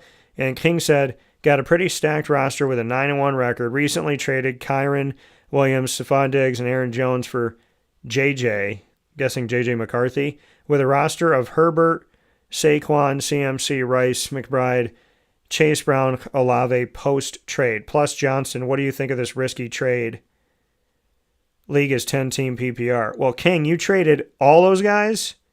Oh, Justin Jefferson. Okay, so just specify when you say JJ. I'm like, if you traded all those guys for JJ McCarthy, you and I are going to have to talk to each other. But you traded them for his wide receiver, Justin Jefferson. So, okay. You got a 9-1 record, though, man. I mean, I don't know if I'd be running through all this stuff. No worries, King. It's all good. So, I mean, I like Kyron Williams. I'm okay with you trading Diggs and Jones. I guess I can live with that. And you got Justin Jefferson, and JJ's back. JJ McCarthy, that is. So, I mean, you have Herbert, Saquon. Now you have Justin Jefferson, CMC, Rashee Rice, Trey McBride, who I love, Chase Brown, Chris Olave. Not bad. I mean, I'm sure you have more on your roster. And you have Johnston, Quentin Johnston getting involved. And I think he'll be more involved in the, I like him in this offense. I really do. I think Ladd McConkey, Quentin Johnston, Aronde Gadsden, the second, if he's healthy and able to go, I think they all get involved. Keenan Allen still getting involved. So, I mean, I think, like I said last week, somebody was asking me, should I get rid of Ladd McConkey because I have Aronde? Like, what should I do? I got 2 guys on the same team. Like, they thought it was a bad thing. It's not a bad thing when both guys are eating, and they're both eating right now. So it's not like the situation with Andrews and Likely where you don't want to drop them, but neither one of them is really eating that much. So, yeah. So, yeah, King, I'm okay with your trade. I'm okay with it. I don't mind, like I said, I don't mind. Kyron Williams, the only one I would say, I don't want you to get rid of him. But you have Saquon and CMC, so, like, what are we talking about here? And you have Chris Olave. I don't know how you got Saquon and CMC in a 10-team PPR. Apparently people weren't paying attention. Maybe they were just focusing on drafting wide receivers in a PPR, but shout out to you, King. I like the trade, and kudos to you for getting, who would get rid of Justin Jefferson right now, especially this late in the season, and you're 9-1. So, hey, whoever did it, good for you. Shout out to you, King, and make sure that you subscribe. Taking a look at Kansas City, Denver, this matchup is going to bring us to the AFC West. King said, traded Rome Odunze for Saquon a few weeks back. Like, are you trading to people that are on, like, auto or something? No, because if they were on auto, if it was like a computer doing this, they wouldn't have accepted those trades. I don't know who you're trading with, King, but you're winning your trades.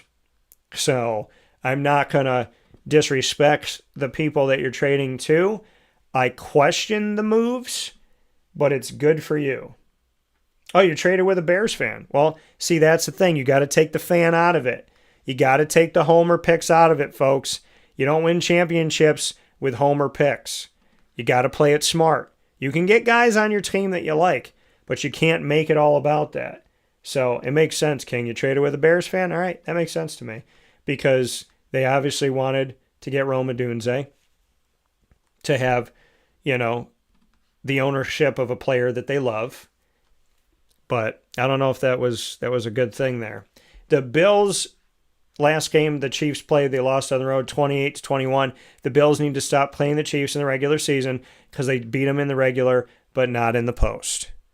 And I think that Andy Reid uses this game to simply look at scheming of how the Bills try to beat them, and then he just in round 2 is able to have the knockout. So I don't know why they play this game anymore. I think they should play once a year. Patrick Mahomes against the Bills on the road, 15 of 34, 250, no touchdowns, 1 interception.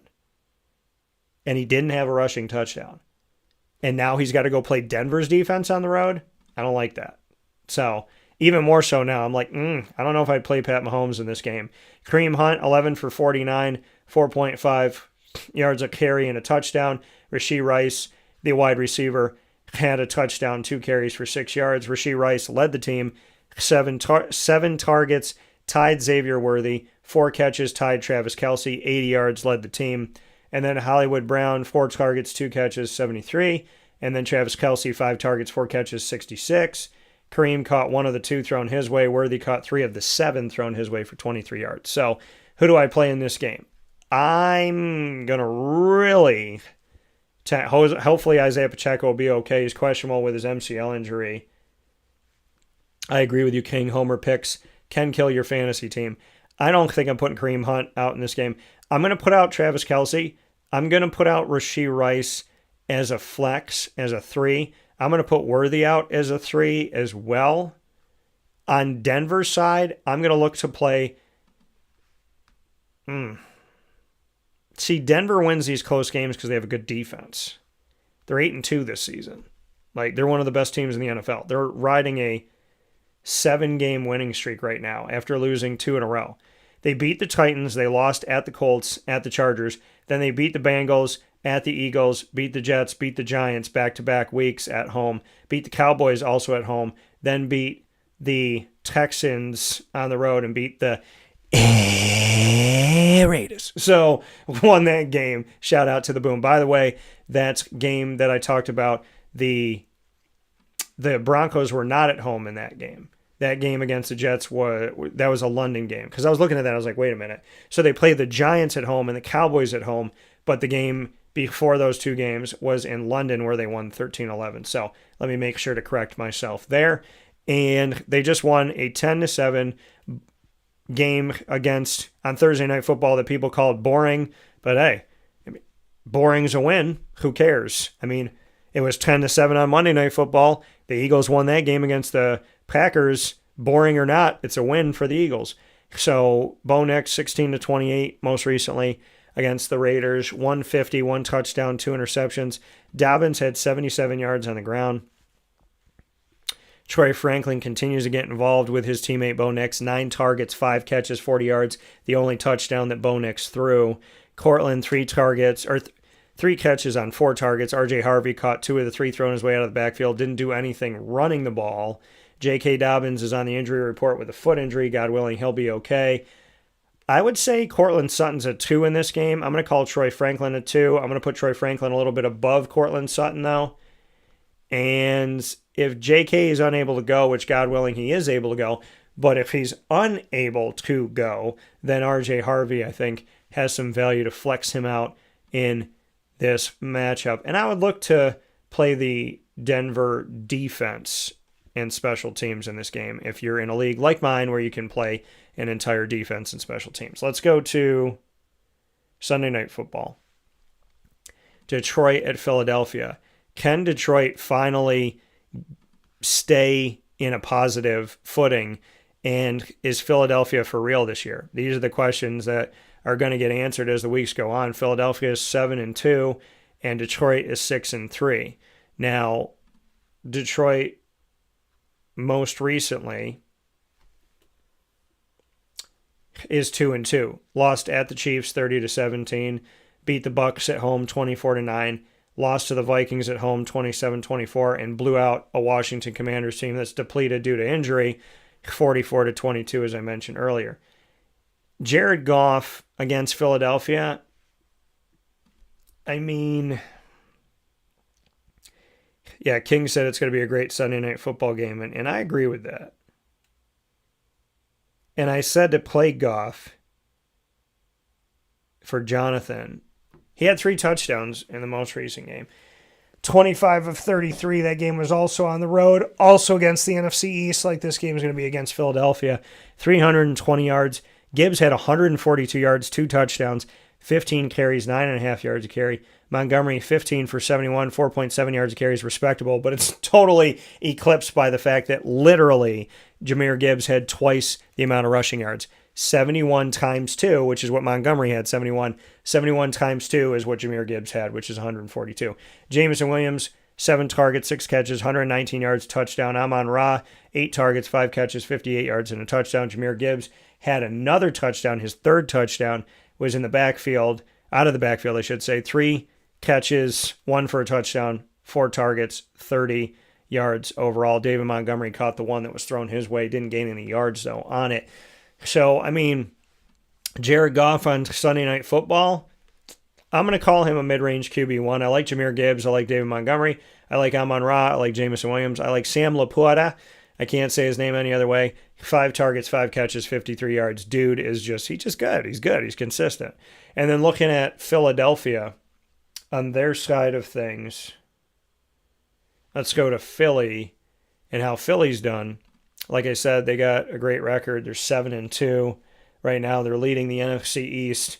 They won Monday Night Football, as I mentioned, in a close game, 10-7 on the road in Wisconsin. Hurts had a touchdown, no interceptions, 15-26, 183. Saquon, 22 for 60, 2.7 yards per carry. Devontae Smith had the touchdown, the only one that was thrown by Jalen Hurts.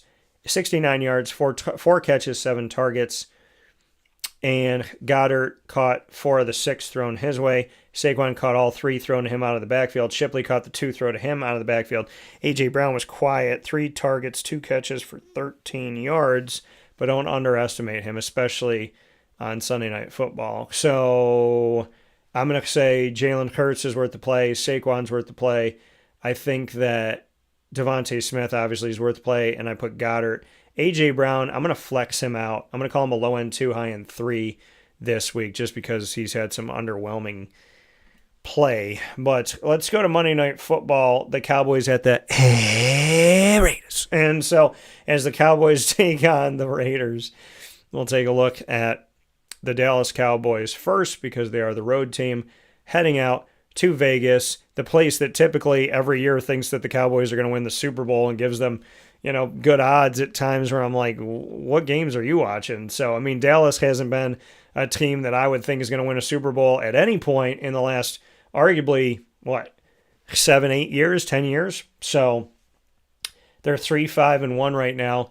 That tie they had at home with Green Bay, 40-40. They just lost to the Cardinals before taking some time off and in their bye week. So 27-17, they lost at home. That's the first time that they didn't score 40 points at home all season, and it was a loss to Jacoby Brissett leading the Arizona Cardinals. It wasn't Kyler Murray out there. Marvin Harrison got in the end zone, had almost 100 yards in that game. Dak, 1 touchdown, 1 pick, 24 of 39, 250 yards. Javonte Williams still looked good, 15 for 83, 5.5 yards a carry. CeeDee Lamb, 12 targets, 7 catches, 85. Pickens, 9 targets, 6 catches, 79. Ryan Flournoy had out of Southeast Missouri, 2024 round 6 pick by the Cowboys, 216 overall. He had a touchdown in this game, number 19, the wide receiver. So shout out to him for that. Jake Ferguson caught 5 of the 7 that were thrown his way. So Jake Ferguson still looking good, 50 yards. I'm going to say Javonte Williams is worth the play in this game. I'm going to call him a 2, though. Maybe you can flex him. In a deep league, he's a 2. Maybe you can flex him as your 3. I like CeeDee Lamb and George Pickens. I like Jake Ferguson. I don't know if I'd put Dak out there. On the other side of it, Aiden O'Connell is injured, and Geno has a quad injury. So this might be the week that Kenny Pickett gets to start his first game as a Raider. Hello.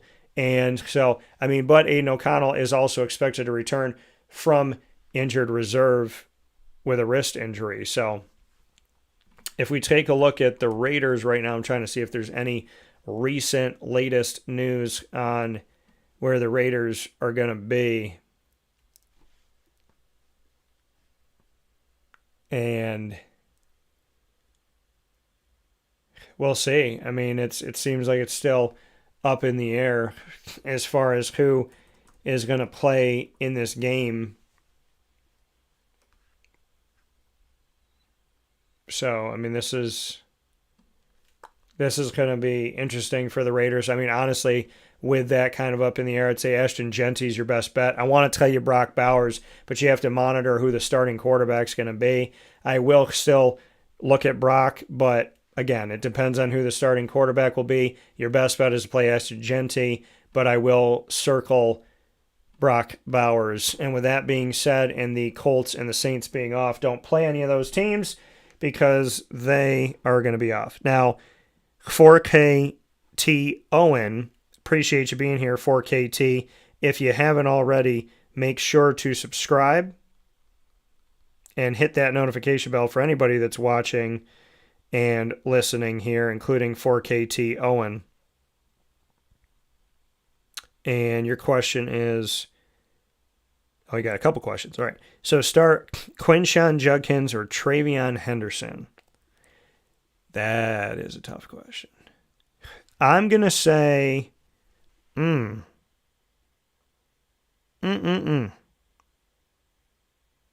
Cleveland's playing Baltimore, and the Patriots are playing the Jets. I'm going to say Quinshawn, even though I really like Travion Henderson, and I covered him in the college football playoff. I would say Quinshawn over Trey. Mark Andrews or Theo Johnson, I'm going to say Theo over Mark. But the thing about that is Jameis Winston going to keep throwing to Theo Johnson? I think Mark Andrews might have a touchdown, but Theo might get more play. So I'm going to say Theo. I'm going to stick with Theo. But like I said, every quarterback has their guy, so don't freak out on me if Jameis Winston doesn't go to Theo Johnson. But I think Theo's a better bet just because, like I said, Mark Andrews and Isaiah Likely, neither one of them separated themselves, and we're already in Week 11 of the NFL season here in 2025-26. So with that being said, I want to thank you for tuning in to Wake Up Call with Dan Tortora. Of course, we are with you Monday through Friday from 9 a.m. to 11 a.m. Eastern Time, but it's going to hit noon. Under promise, over deliver, spending more than 2 hours with you on youtube.com and facebook.com, both /WakeUpCallDT, and on wakeupcalldt.podbean.com. They're all worldwide, so thank you for downloading and hanging out with us. Of course, speaking of downloading, you can download us on Amazon Music, Audible, iHeartRadio, iTunes, and Apple Podcasts, Player FM, Podbean, Podchaser.com, Podvine, Spotify, TuneIn, and YouTube. All you have to do is search Wake Up Call with Dan Tortora, or one word, Wake Up Call DT. So make sure that you do that today. Subscribe, download, save. We appreciate it. Make sure to support our Central and Upstate New York partners. I put my money where my mouth is. I don't talk about these people I talk about them and I go to them. Great Lakes, Honda City, Carvel DeWitt, the Wildcat Sports Pub, GG Cars and Brakes, Myers Creek, 2 locations in the country. You'll find them on 33 Rippleton Road. Beautiful views any season of the year out in Cazenovia. And you'll also find them in the Syracuse Inner Harbor, where we will be in just a couple weeks when Isaac and I have Wake Up Call Game Day Live's final Syracuse football broadcast of the season. And that'll be at the Syracuse Inner Harbor location on 720 Van Rensselaer Street in Syracuse, New York. Big time thanks to Chick-fil-A Cicero, Canine Camp Dog Daycare, Ma and Pa's, the snack capital of the world, Mother's Cupboard, where I have my own sandwich 7 days a week, the Cuse Mac Mother. Go and get it today. Bacon, egg, and cheese inside of 2 pieces of French toast. Cut it up and eat it with some syrup. Pick it up and eat it like a sandwich. You can also dip it in the syrup if you eat it like a sandwich. I just had it within the last few days. You can go have it any day of the week, 6 a.m. to 1:30 p.m. only at Mother's Cupboard, 3709 James Street in Syracuse, New York. Many thanks to Pizza Man, Game Point, Sports Complex, Chick-fil-A, DeWitt, Brian's Landing, Canine Camp Dog Daycare, Avicoli's, Canine Campground Dog Boarding, and we are the exclusive multimedia marketing partner of your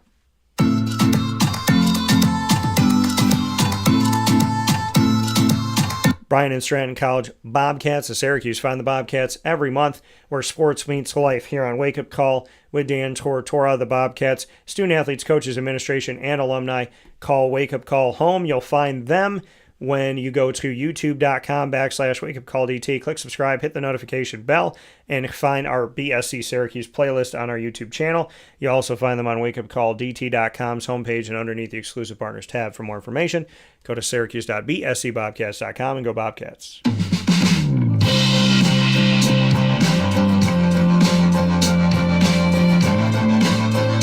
The Binghamton University Bearcats are exclusive multimedia marketing partners with Wake Up Call with Dan Tortora. Find your Bearcats every Tuesday during Bearcat Time, Tuesdays at 10 a.m. Eastern Time worldwide. Student athletes, coaches, administration, and alumni join me here on Wake Up Call where sports meets life. You'll find it all by going to youtube.com/wakeupcalldt. Click subscribe, hit the notification bell, and find our Binghamton playlist. You'll also find the Bearcats by going to wakeupcalldt.com's homepage and underneath the exclusive partners tab. For more information, go to binghamtonbearcats.com and go Bearcats.